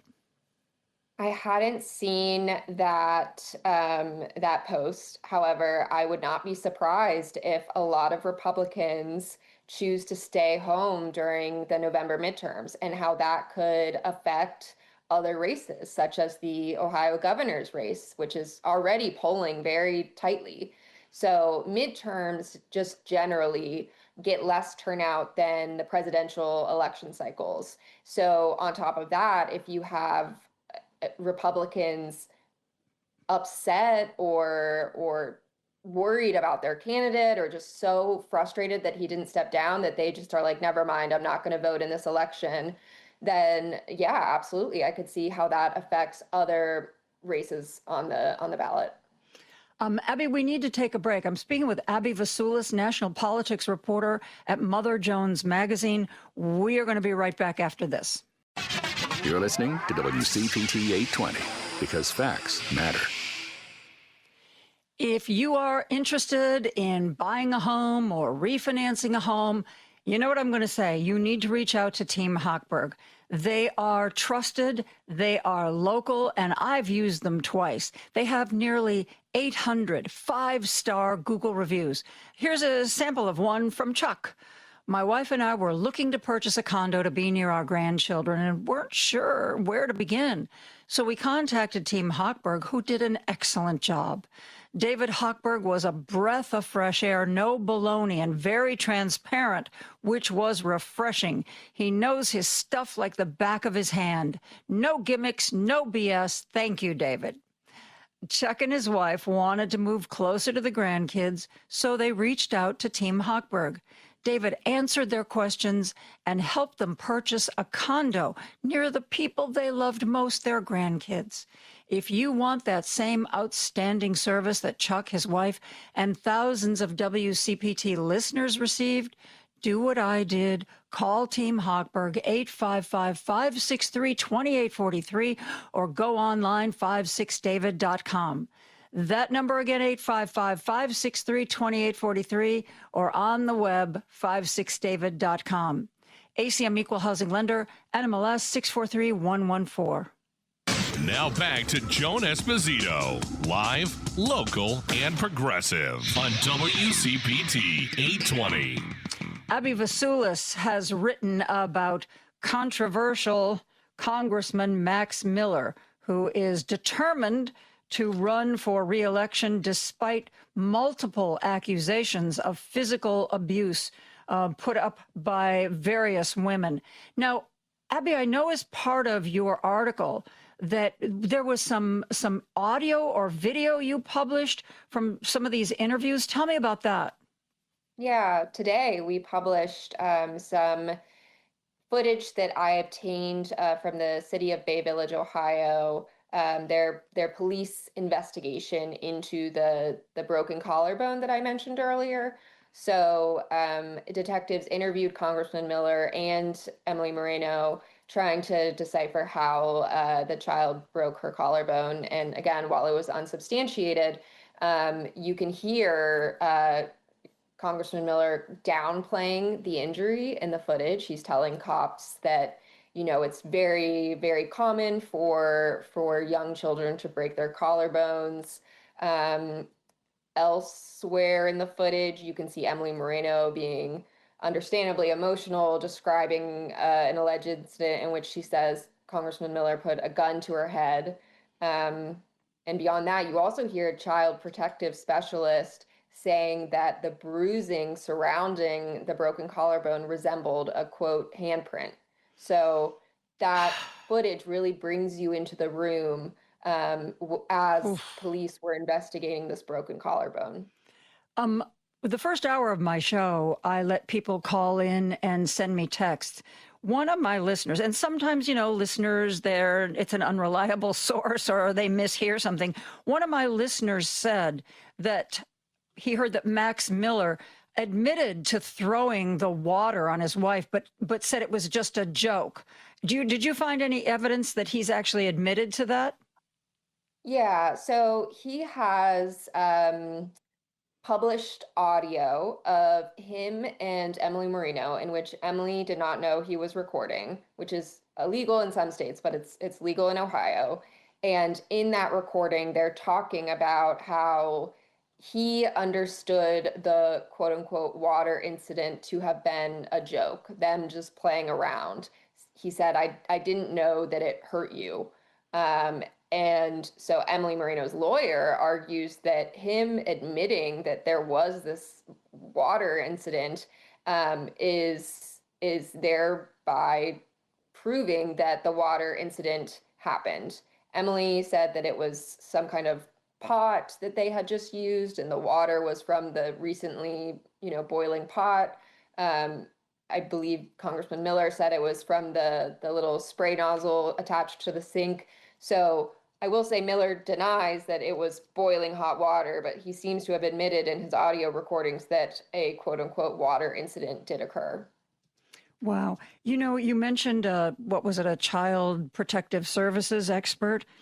Mm-hmm. I know that the child involved is very young, but I also know that in many cases like this, in a very careful fashion, that law enforcement can try to interview a child and in a way that hopefully doesn't re-traumatize them, kind of talk about how it happened or, this kind of thing. Do you think that will ever happen in this case? I know 2.5 is kind of young, but if it's done carefully, judges often approve of this as a way to figure just where the truth is. Yeah, I don't know whether the child was interviewed by police or therapists. I just can't imagine how traumatizing all of this is for the child, and how traumatizing it will be in the future when she's old enough to read about all these reports and all the allegations. So I don't know how much the child is able to understand what's happening now. But according to Emily Moreno, the child often says things like, quote, "Daddy's house is scary." It's just a sad situation all around. Now, tell me what happens on August 10th if Miller doesn't throw in the towel before then. So as we get closer to November, Ohio and all the other states are going to begin prepping their ballots, especially those that they need to send overseas to people living abroad. So these processes start early, and therefore there are deadlines that states have to follow in order to, make sure elections happen on time. So August 10th is the deadline that Congressman Miller would need to step down from the race in order for Republicans to be able to replace his name on the ballot with another Republican.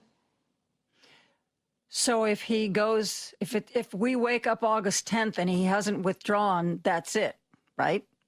I believe at the end of the day on August 10th, if he has not withdrawn, then, you know, by August 11th, it's too late to name a new Republican to put on the ballot. There may be able to be some kind of write-in candidacy, I'm unsure, but they won't have a Republican alongside the Democrat who's running. And, you know, obviously you expect when a woman is saying these things, you expect her family to stand by her. But Bernie Moreno isn't just, you know, somebody who's father of this woman. He works at a car dealership or a fast food restaurant. He is a man of presence and power in the political world. How do you think that affected the way people responded to him saying, basically, this has been a nightmare for my family. I think my ex-son-in-law really needs psychological help? It's such a complicated dynamic. Like, I've been trying to picture what it's like for those two lawmakers to be in the same room together, as I would expect them to often be as a result of their jobs.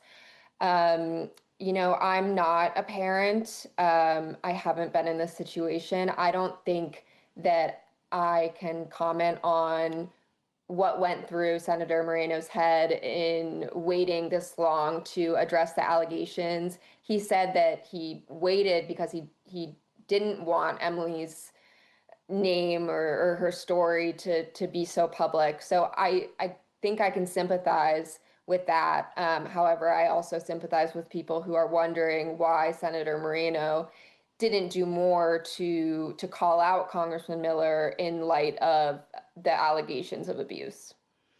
You reported that Democrats were calling for an ethics investigation into Max Miller. Where does that effort stand? So actually, yesterday, I believe that the House Ethics Committee announced that they are doing an investigation into Congressman Miller. Congressman Miller also himself requested the ethics investigation to happen. What I will say, though, is that ethics commission meetings and hearings can take a really long time. And so I wouldn't expect for there to be any conclusions from the ethics investigation until well after the November election. Yeah, which I think he knew very, very well, and it made him look good to say, oh, you know, I'm calling for an investigation. I want this to be investigated, knowing full well that it wasn't something that was going to wrap up in a week or two. Well, what about Republicans? Are there, other than Bernie Moreno, are there any Republicans saying publicly that Max Miller should resign? I know of at least two Republican senators that have called on Miller to, at the very least, get out of the November race. There's Senator Shelley Moore Capito, as well as Senator Roger Marshall. Both of those individuals, you know, expressed support for Senator Bernie Moreno's stance, which is that Congressman Miller is unfit to hold office.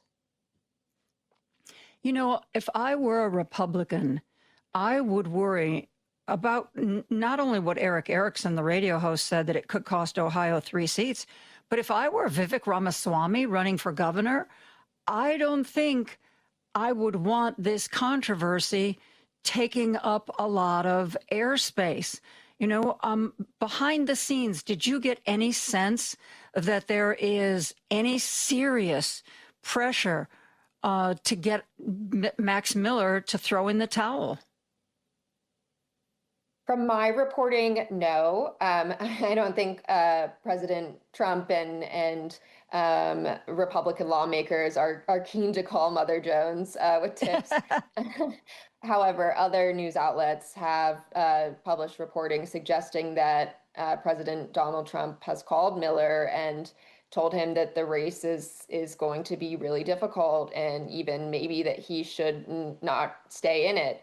And I can only imagine the pressure that Speaker of the House, Mike Johnson, is facing. I know it was this week that he said he was standing by Congressman Miller, but that has made him a lot of enemies on the internet. Yeah, well, that's a surprise. But, you said that the race for governor between Vivek Ramaswamy and Amy Acton was close. Mm-hmm. I mean, something like this could just tip the scales, don't you think? Especially if Republicans are disgusted and stay home. Yeah, so, there is only a relatively small portion of the state of Ohio that would have gotten the opportunity to vote for Congressman Max Miller. He's, he's a representative of one of many Ohio districts. However, I guess I could see a world in which Republicans throughout the state of Ohio are frustrated that state Republican leadership didn't do more to get Congressman Miller off the ballot. So, the race for governor was very, very close. Ohio is an increasingly red state. And despite that, Dr. Amy Acton, the Democratic nominee, is, the last time I checked, polling ahead of Vivek Ramaswamy. So I would not be surprised if all of this helps her. I can't imagine if my party were seemingly ignoring or protecting somebody who was facing credible charges. Man, I can't imagine not feeling utterly disgusted with the whole party. And, you and I, we are very politically involved. We pay attention, much more so than the average bear. I mean, most people seem to only pay attention to politics a week or two before an election, or if they read about some scandal or something. And I can see being so disgusted with what's going on that you're just like, what the heck with it? It's only a midterm. I'm staying home. I'll vote next time there's a presidential race. This isn't that important. And I just don't like what I see. I can see that sort of thing happening.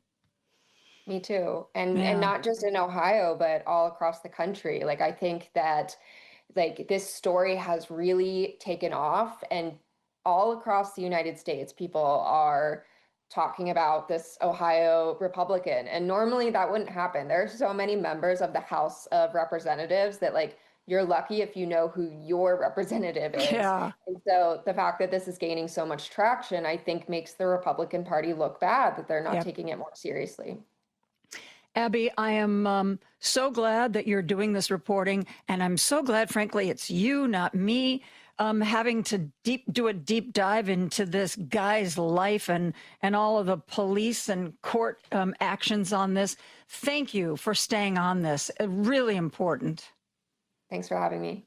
Abby Vasilis is with Mother Jones Magazine. That's going to do it for us today. Driving It Home with Patty Vasquez is next. Ken Mejia Beal is going to be her co-host. She's going to talk to Amos and Malachi Wright, Chicago muralists, and Democratic nominee for Illinois Senate, Jared Ploger. I will be back tomorrow. We're going to be talking to William Muck and get his take on this political landscape.